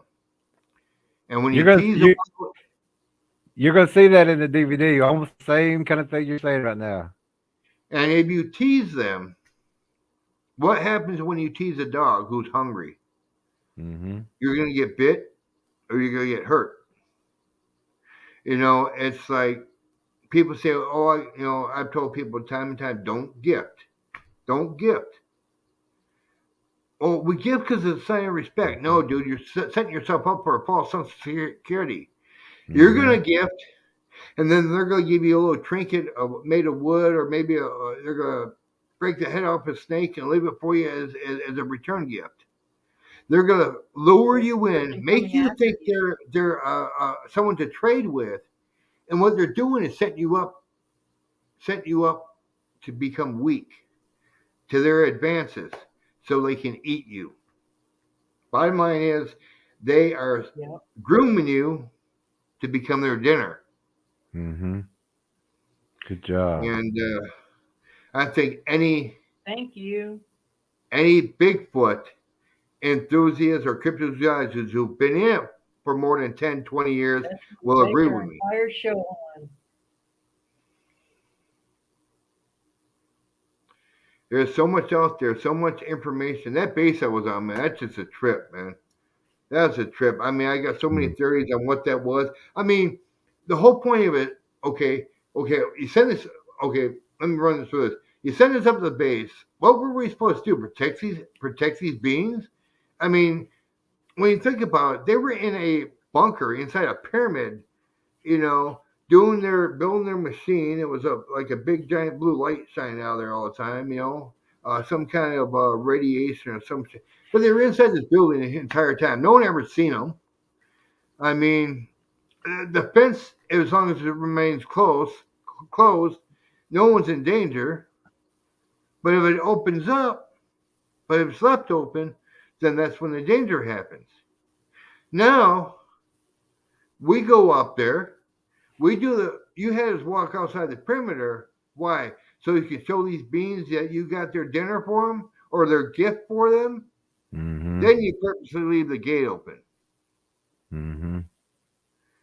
Okay, it was domino effect. And when you start thinking about it, that's why we even believe that we were the dinner. We were the Mm-hmm. gift for them to leave the grays alone. And As you long as- had Yeah. you as long as- had Go ahead. you had or have a certain DNA, a certain warrior mentality, a certain warrior body, and this is precious to gifting a Bigfoot this DNA. When I was younger, I was in the military, man. I was solid muscle, and I'm just a fat old man. Mhm. But I had a lot of solid muscle, and there was you know, Mm-hmm. but it just amazes me how, you know, after years it took me to realize that we were dinner because they were, you know, because Mhm. hell, we feed the Sasquatch, they stay away from the grays. The grays then what give the government the technology that they need or want or Yep. crave or whatever. Yep. And we were the bait. We were paraded out. Now those guns that we had did kill them. Did kill them on contact. You know, a couple of tips. Hell, I think a regular 50 caliber between the eyes will take them down. You know, after I thought about it, you know, I mean, like, but just Yeah, even the they say Bigfoots you were had a never. special assignment. Yes. Mhm. They call it a special assignment because they want to tell you, hey man, you want to They go up learn and from that give too. yourself to Mhm. the demon outside the fence so we can get technology from the aliens, give your life for the country. When you sign that dotted line, give your life for the country, they mean give your life for the country. Give Yep. your life for their greed Yep. because they ain't doing nothing for the country. Because when they get the technology, they reverse engineer it, then they charge you up the ass to buy it. Mhm. Yep. Not only do they already got the technology, they're going to break you every cent you got just so you can have it, so they Mhm. can keep in control of you. Yep. And if you become an unwanted citizen, like there's a lot of, every once in a while you hear of a Mhm. prison break where none of the prisoners Mhm. who escaped were ever found. What Right? did they do with them? They fed them to the Sasquatch to protect the grays to get more Tech. technology from the grays. Mhm. But like I said, all I got is Tennessee has a good way of putting it. He said he feels like he's been getting a shakedown his entire life by everyone running things. yeah, yeah. Oh, Tennessee, you ain't the only one, buddy. I'm right there with you. Mhm. Yeah, the blue light coming out of the pyramid was a energy source that the Greys had. I think that's what the government wanted from them. It was like I think it ran the whole shebang, the holograph and everything. no, everyone can only theorize on what the blue light in the pyramid was. I mean, it was some kind of energy source. So that's all I mean, like I said, pretty much when we were up there, in fact, we didn't get any information while we were there, just to protect these great aliens that were so fortified inside this pyramid that no one can get to them. No beast can get to them. Like I said, we could blow with one of those turrets on the cannons. We probably hit that thing 2 or 3 times, not even blow a hole in it. It's like, and then after, and when you guys brought that up, a lot of us half thought about we were the bait. We were the decoy, the bait, the dinner, the gift to these creatures. Mm-hmm. Just nuts, man. There's so many theories on what the whole situation even had to do with. Yes. No one knows, man. It's I'm just really glad. Oh, I was gonna say go I'm ahead. really glad that even though your buddies are saying don't say my name, it's still good to see that y'all are still together. Yeah. Oh yeah. They know that even from back then that I had their back all the time. Even if they didn't have mine, I still had theirs. I mean, all of them had my back. Don't get me wrong. They all had my back. We Mm-hmm. had each other's back. Yep. But even if they didn't have my back, I'd still have theirs because they are good men. They are good men, Mm-hmm. and they know I respect But each and every one of them. a lot of the Bigfoots will observe people, campers, hikers, runners, and they Yes. always like to pick that wall climber, that what do you call it, that jogger, that someone's in fit and you see them come up missing. These Bigfoots see that DNA also. That's a long distance runner. That's a wall climber. That's you know, and y'all were the epic of the DNA dropped in there. Yeah. Yeah.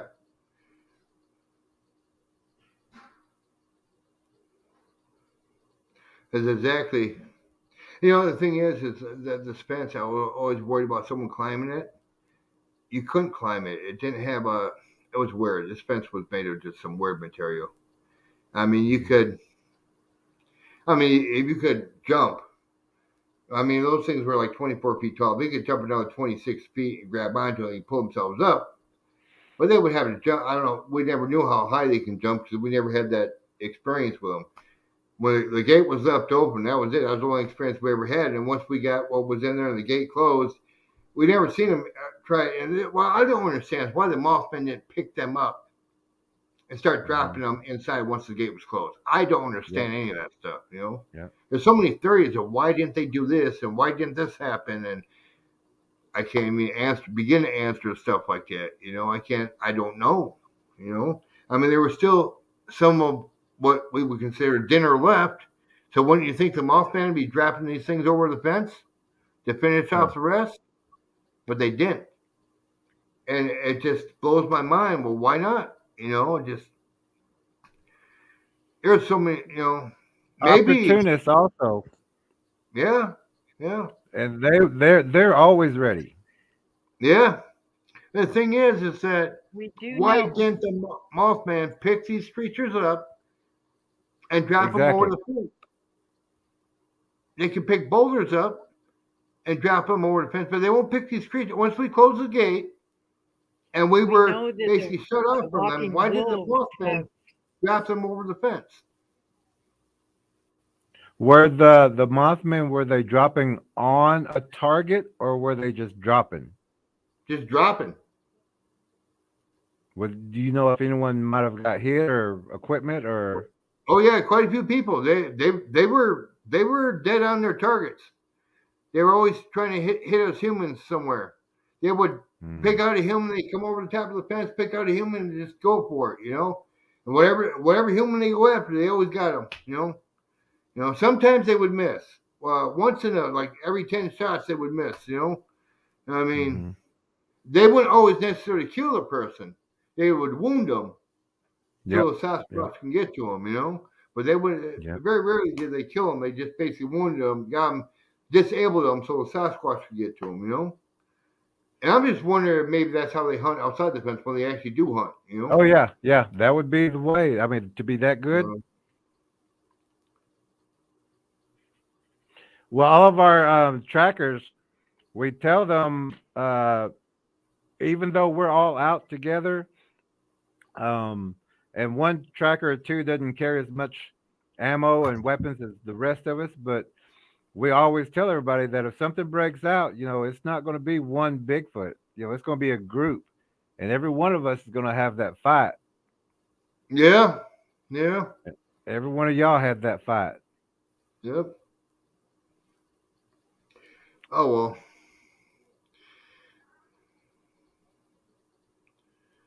But I am very proud of what y'all did there. I mean, too many people, like the Bible says, their hearts will fail them. There's the millenniums you talked about and that too. Yeah. To see something like that come not just through the fence, but over, flying, dropping things, fire going on. One moment.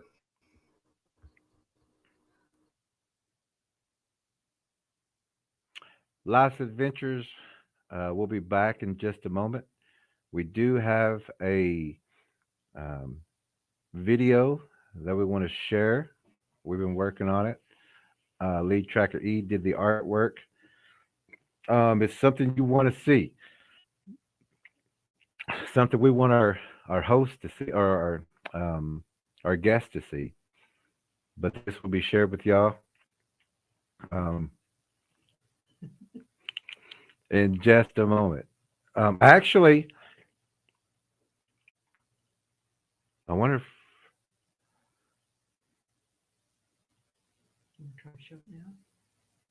I'm gonna try something. If I just want to make sure I'm still here. Still here. Okay. And if our host comes on, tell him I'll be right back. I just want to check something real fast. If we can get this to work out.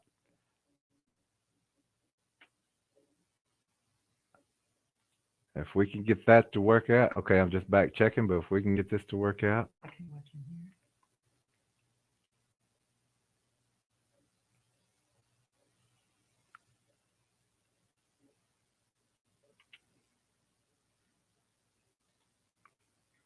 Okay.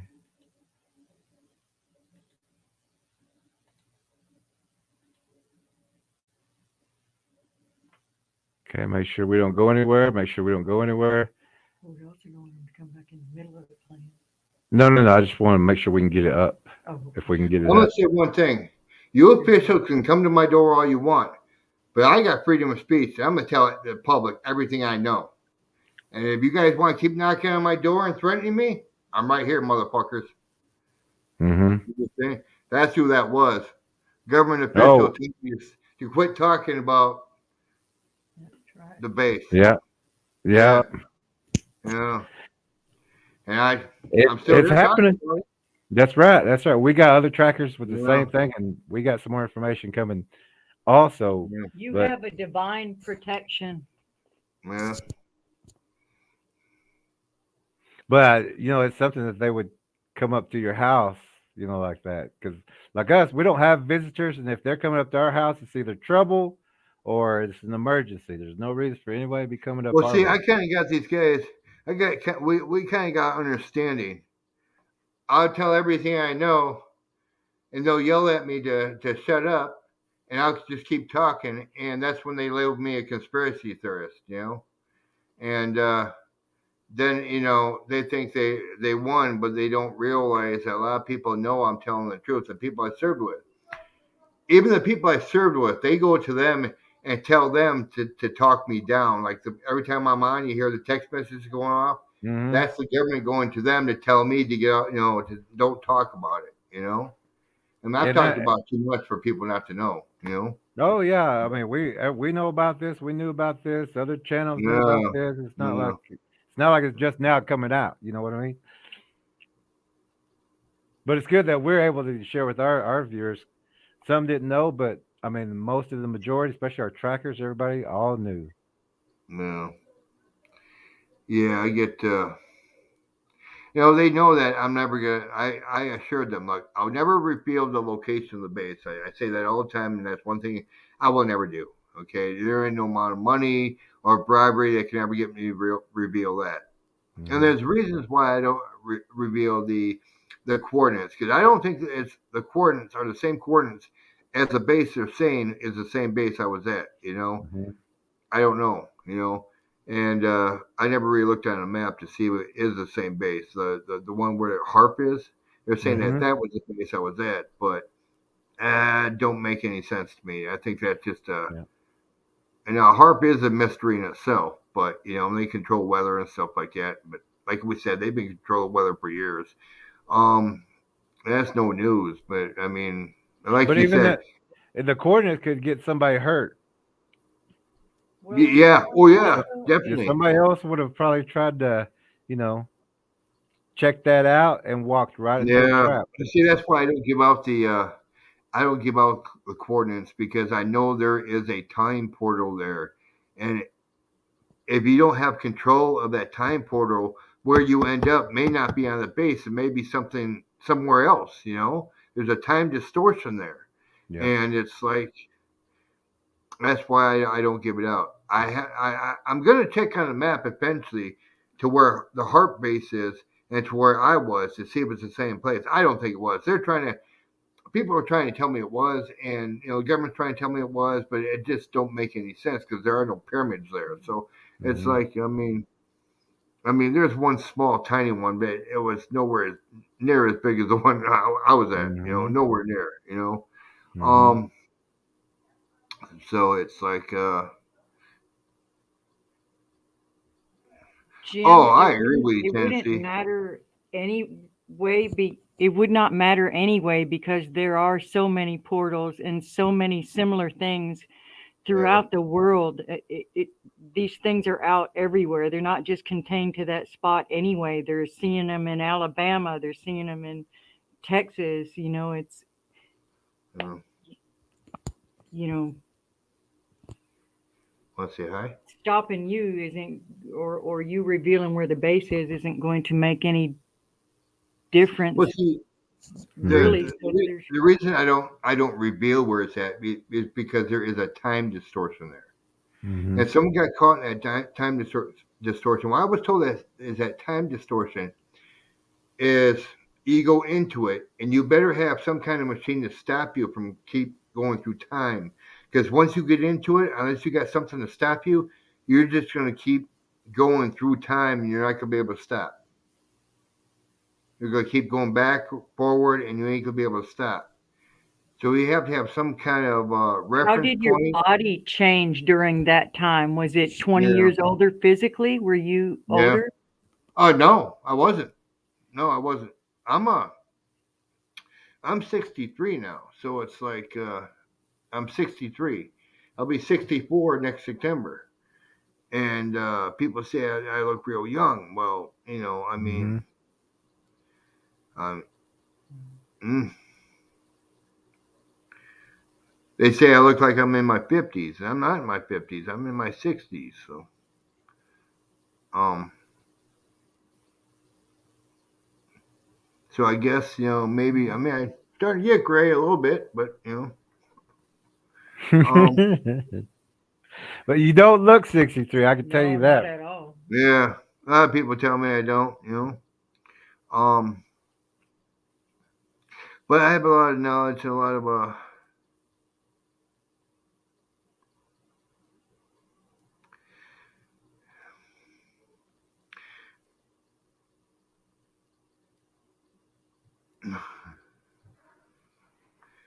This is my buddy right here. This is my this Like is my everybody said, man. everybody Huh? said hello to the cat. Everybody said hello to the cat. Yeah, I yeah. That's Pepper. This is Pepper here. think. Are you my buddy? Huh? Are you my buddy? Want to say hi? Want to say hi, Pepper? Yeah. Oh no. I don't know if I can be that way. I got another one too floating around here. Another cat. Someone. The black and white one. It's her name's Salt. Two females. Salt and pepper, huh? Salt and Pepper. My niece named them. You know, they're my niece's cat. She really couldn't take care of him, so I took him. So you know, little diversity. You know, diversity is always good, and that's what I mean. Why the government can't get through her head? Open up to what you have as a secret to be diverse for the rest of the world. Diversity is good. Humans will adjust to aliens being on Earth. Humans will adjust to the new technology. Humans will adjust to knowing the creatures that are out there. Humans will adjust. Okay? The thing is you need to share the technology. You need to share the information you have. The Freedom of Information Act is bullshit because the government will only allow you so much information because they are the ones that govern how much information you get. So the Freedom of Information Act is BS because you don't get the information that you want. You get the information the government wants you to have. That's it. Because every time you try to look past the information you get, you never get it. You never find it because the government don't want you to have it.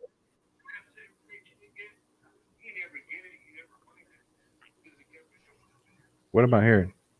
This is mine. I'll turn it down. Oh. Oh yeah, we just had another phone on for a second there.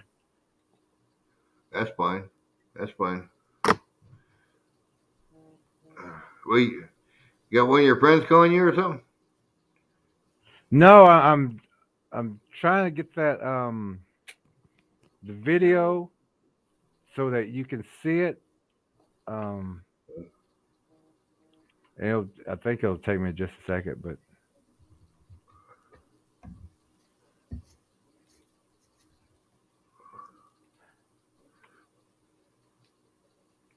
And see, there's a government office 2 blocks down from where I live. a government office? I thought Yeah. you was out in the No, country area. No. I'm in town. Oh. I go out in the country area to do my Bigfooting, to do my Sasquatch. But I actually live in town. Oh, I didn't even know that. Yeah. Yeah. Uh, a lot of the people who have Bigfoot activity and encounters also live in either towns, rural cities, just on the very outskirts. But these things are inside the cities and towns. These things are inside. I've got a couple of videos on them being inside the towns. I've got a couple of I got one video to where they're right downtown. But see what they do is they come downtown at night and go through the garbages and stuff. Now late at night, even though this town has 150,000 people in it, this town at night after 5 o'clock, the streets roll up. There is so around.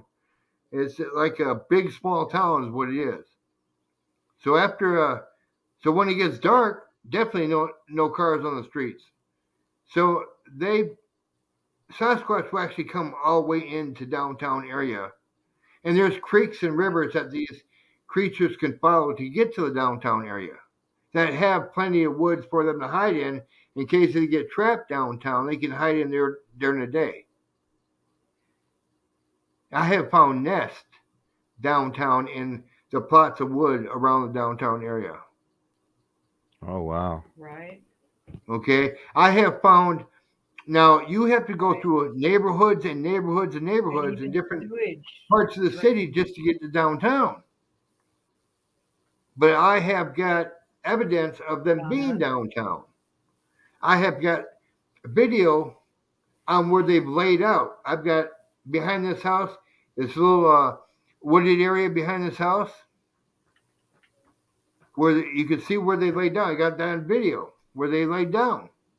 You sure do. It was a good 8-foot stretch, just matted down. You can see it, We think we're about to be able to get this video loaded. Okay. You'll enjoy this, I'm sure. It was.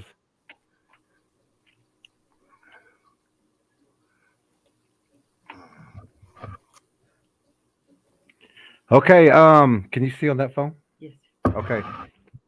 I want to see if this will go towards the phone, towards the camera. How do I do? Let's see. Well, tilt it down a If little this bit. is moving. Okay, it's moving. All right. That's at Might least be a we're little there. tricky, but we'll, Give me just a sec. Because we wanted to get this loaded on the stream. Yeah, I don't know how to do it either. I'm still learning myself. Hell, Yeah. I just learned how to use a cell phone in 2005. Shit. I hear you. Okay, I'm gonna hold it right here. It looks like. Is that good? Okay. Let me try to straighten it up. can you move back a little? You don't have it on. Let me try. Let me try right here. Oh, goodness. I got a It's delay. the That's what I'm seeing. delay. I'm That's trying what's to use the messing it up. delay. I gotta I was hold trying to still look for a at the second. screen and there's a delay, so it makes it confusing. Okay. That should be good. During the fall, they did Tennessee. Okay. They feed during the fall to build their fat reserves, and then they also store up food. Tilted a little.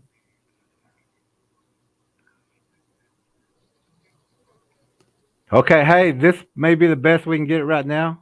That's fine.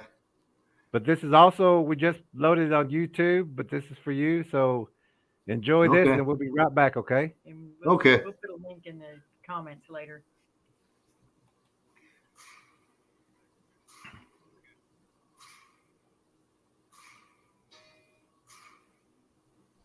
Oh, it's got a delay.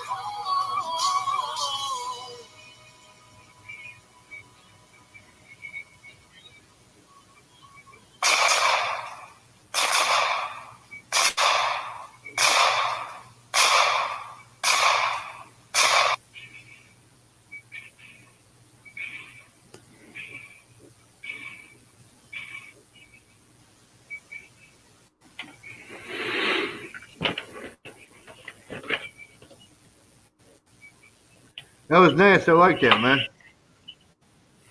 I Hey, like that. let me turn these off.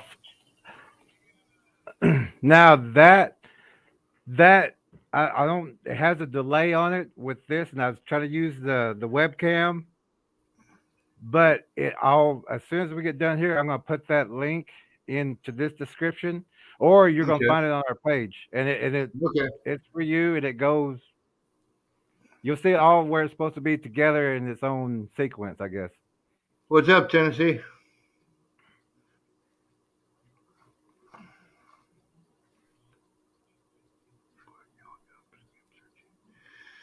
For me, oh my God, I was told it was a place to monitor the occult, and certain people were taken there to be killed. Uh, yeah, what you stumbled upon, Sherry, was something government related. Um, Probably a killing field for the government. It was a killing field or a feeding ground for Sasquatch or some other type of cryptid. Um, yeah, because they don't just feed them at the base; they actually take people out. Yeah, so mixed theory. I'm gonna grab this link and go ahead and post it. So um, Cool, Scott. Um, I'm sorry. I'm reading the. Go ahead.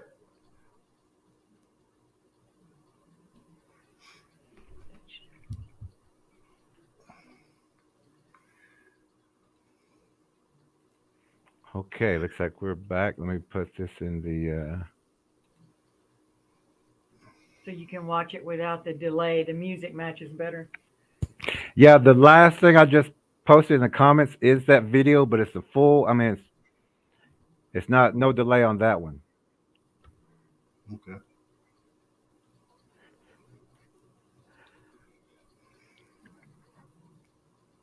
So this was one of the most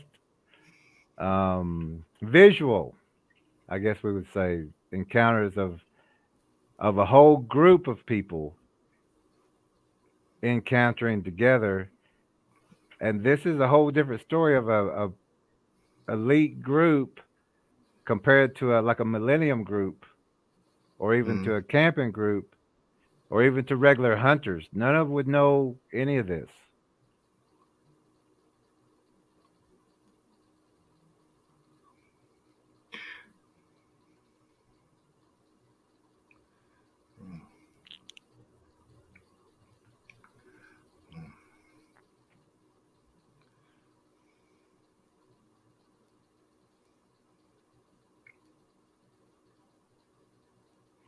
But yeah, it's been great having you come and share this, especially with all these trackers, and there's a lot of people who needed to see this.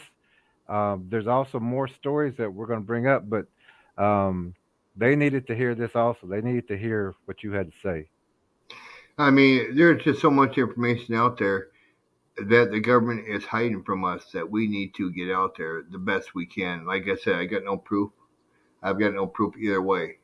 So it's like, I can't prove any of it. No one can prove me wrong. So it's like, but it's out there. It's out there.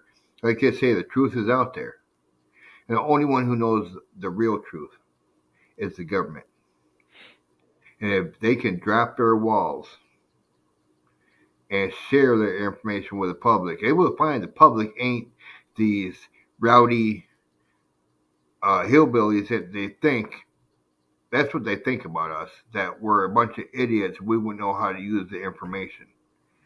We wouldn't know how to advance our society. So they're trying to do that for us and keep the secrets from us. And we already know that they got the technology. I mean, me just being there and witnessing everything, we know that I know personally, and the people that were with me know that they have the technology and the information on the creatures and stuff that are out there and everything else. but the government thinks that they can keep it from us, and we won't know anything. They can change our society for us, and while at the same time profit from us. And it's all about profit and money. That's all it is. And that's what this world has turned into, is all profit and money. And it's like, I mean, they raised minimum wage from when I was a kid at 75 cents an hour. Now it's up to, what is it, up to $15 an hour now, $16 an hour now? Why Mhm. raise minimum wage when you're going to raise everything else to equal it out? It don't make any sense, because you are controlling the Mhm. population when you do that. You are controlling how much people make. You are controlling the information.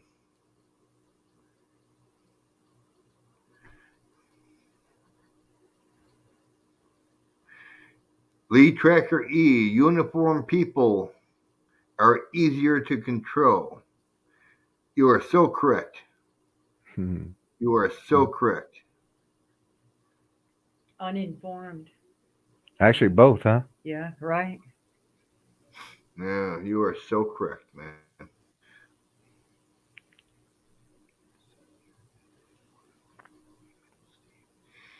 Anytime you would like to come on our show, you are very much welcome back. You Thank just let you. us know, and we'd like to check in with you from time to time. I am going to be doing a Bigfoot hunt here with a group of people. I'm going to see if they will allow me to go live off my. Well, if I go live off my phone, I won't be able to bring anybody up, to be going through YouTube. YouTube will allow me to go live on my phone if I do it single, but I Mm. will be able to Okay. show everything I can do. So, but I got to talk to the group, because sometimes the groups I go with, anything I film, anything I get goes to them first. And if they can't use it, then they let me have it. And that's the agreement to go with them, because a lot of these guys are government officials. Mm. Okay, so that's kind of why they don't bug me too much. They call me, they yell at me, they'll knock on my door, but they really won't do nothing, because I kind of gotta, you know, Mhm. they know I like to Yep. run my mouth about private information, because there's some private information I don't give out, like locations. I won't never give out Mhm. locations, okay? And Yep. they know I know a lot, but without having any proof, it's just a theory. It's just a theory. So, um, Yeah.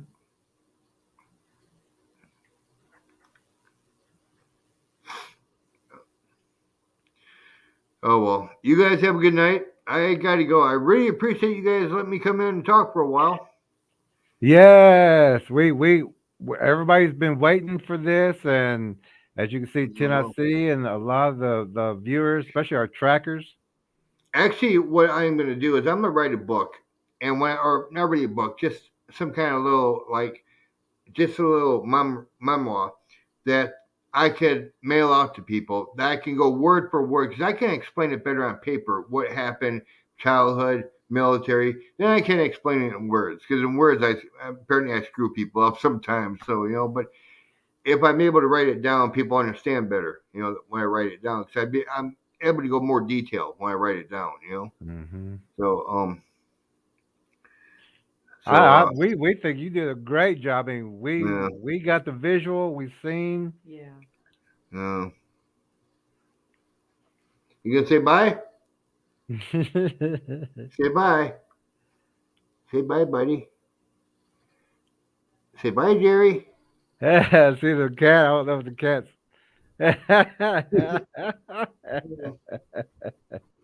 Oh, you guys have a good night. Thanks for having me up. Yeah, and we want to stay up with you and stay in contact with you, and we do tracker check-ins, and we could pop in, say hi, and see what's going on. I have a Twitter account. I check that periodically. I really don't like to.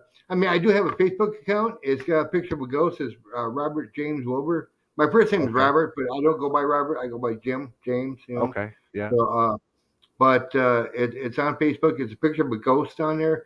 Actually, the picture of the ghost going up the steps is the house I used to live in, and Oh. I caught that on camera, and I put that for my Facebook picture. So, and I Uh-oh. actually, yeah. So I got that. So I do ghost hunting too, and I got a lot more evidence of ghosts and paranormal than I do of Bigfoot. But I do have a lot of Mhm. footprints. I do have a lot of stuff that they've done, like the tree bends and noises and stuff. But to get the money shot to where I can actually get one, just clear focus on camera, that's what I'm waiting for. Even though I've seen them, like I said, Mhm. on a military base, high installation military base, completely private, they're not going to let you have a camera because trust me, there's times Mhm. where I wish I could take pictures. I wish I Oh. could take pictures. I mean, when we got back to Washington D.C., we were all stripped down and searched, for any type Oh. of of anything that we might have had from the base, that could have fell into public But hands. really, So, it wouldn't even matter if you had those pictures. They would take them from you anyway. They would oh delete off yeah, your phone. They yeah, would take your equipment. Yeah, They or would off the say yeah, it was internet. photoshopped. It wouldn't even matter. You don't have to prove this to us. yeah. Actually, those pictures I would send privately, like to you people, in a private Mhm. email or something. And Mhm. then you'd see what I'd be talking about. But I mean, it's just so that situation was just so messed up. I mean, there's so much information I have. Like I said, I wish I can plug a little video thing into my head and just have it come on the screen. You guys can fully understand what I went through. I mean, Mhm. um, you stay safe too, Mr. L and JR and Danette Bailey. I think I pronounced that correctly. And Jeremy Wilson and Linda and Tennessee. You all stay safe. God bless you all, and I'm out. Hey, are you just about out? Or, hey, we sent you an email. We need your address to send you that DVD. We've been waiting on it. You got it. I'll send Okay. as soon as I get to it. Yep. All right. All right. Hey, we had a great time, and thank you so much for everything that you've done and are still doing. Thank you. Thank you. Logically insane. You're welcome. April. God bless you. LeadTrackerE. God bless you all. I'm out. All right. So, you want to talk? Yeah, go ahead. You want to do the closing? Oh, okay. We can do that. I think everyone's kept up on the comments all along. Yeah. Okay. And Okay, we're just going to do a prayer real quick and ask that y'all keep Jim covered in your prayers, and also our tracker A that was on 2 days ago and will be on again Monday. And really, anyone involved in trying to get the truth out, y'all pray for each other and pray for our guests and pray for this broadcast. And uh, Jerry's gone, so I'm just going to do it real quick. Thank you, Lord. We cover this entire room full of people in your protection. We ask that you give them discernment. We ask that you go out ahead in front of us and clear the path so that this knowledge can get to other people. It's just too important. And we know that you know that, Father. And we just thank you for letting us be a part of this race. In the name of Jesus, amen. Not sure where he went, but I think that we're about to sign off. But I better wait just in case he comes back and tries to play that video one more time. We'll go through the comments real quick, just a few of them. Lamont Cherie says, the shadow government wants to keep the Goyim in the dark so they can play with us. Yes, that's true. Okay, Jerry's back. So now we can see. Oh, yeah, y'all don't forget to like, subscribe, sign up for the notifications, all those things, because they keep unsubscribing people. They've completely removed photos from some of our trackers' phones. They've removed notes from our phones that we had files on. It's a war. It's a spiritual war. Y'all pray for that. Do you want to do the video? We already prayed. oh, actually, let them know that the Oh, here. okay, for everyone who is still here, on in the comments right now. That is a full video of the video that we had made for our guest tonight. Go there and check that video out. Think about what he was saying, everything that he went through, everything that the whole base went through. Go to the YouTube. It's the link is right here in the comments. Go there, watch that video. That was for our guest. It was LeadTrackerE did the artwork, and I just kind of put everything together. But if you've been in military or you've been in fights like that, you understand that, like all of our trackers know, that these are life and death situations, and it's how you have trained. It's your muscle memory. It's your responses.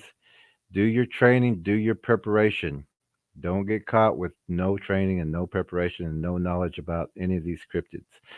Do your homework. Stay with the channel. Come back. Now I believe in 2 days, I believe is when we do the apology. Is it going to be the same time as Tracker A? Tracker A, yeah. Yeah. Okay. Yeah. Yes. So in 2 nights, we are going to make a public apology. Us. We're going to apologize.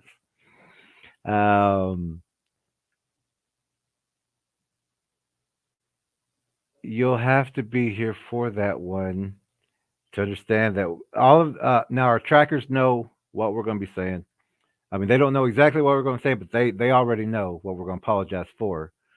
But this is also to some of the family members that we have, relatives, friends out there, and viewers. We've had viewers that we're going to make a public apology for y'all in 2 days. So you'll probably want to be there for that. So since we don't have, we can play the song. You'll understand later, Jeremy. Jeremy, you will understand. And It's called the hook, Jeremy. Yeah. And we want you here for that, Jeremy. We want all the viewers to come back. We're going to make that apology. And if you've been with the channel quite a bit, we don't do anything that's not intentional. But this apology is needed for a lot of people. And if you're here, you'll get the whole story.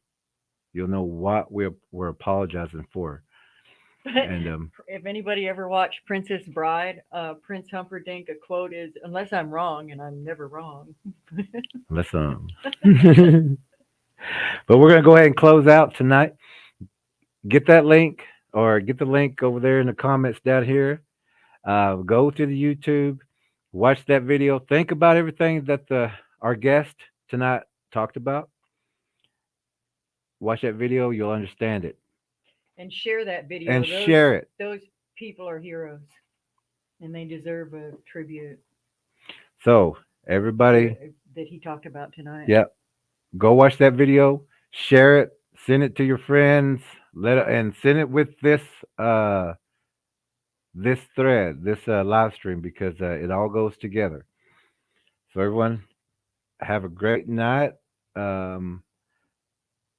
We will see y'all in 2 nights with the public apology. And we're going to apologize to everybody. So everyone have a great night. We will see you in 2 nights.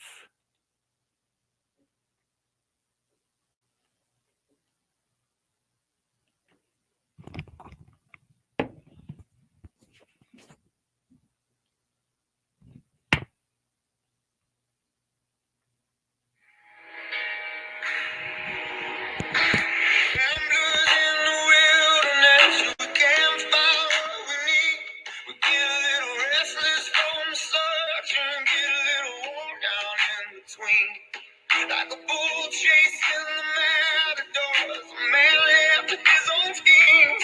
Everybody needs someone beside him, shining like a lighthouse from the sea.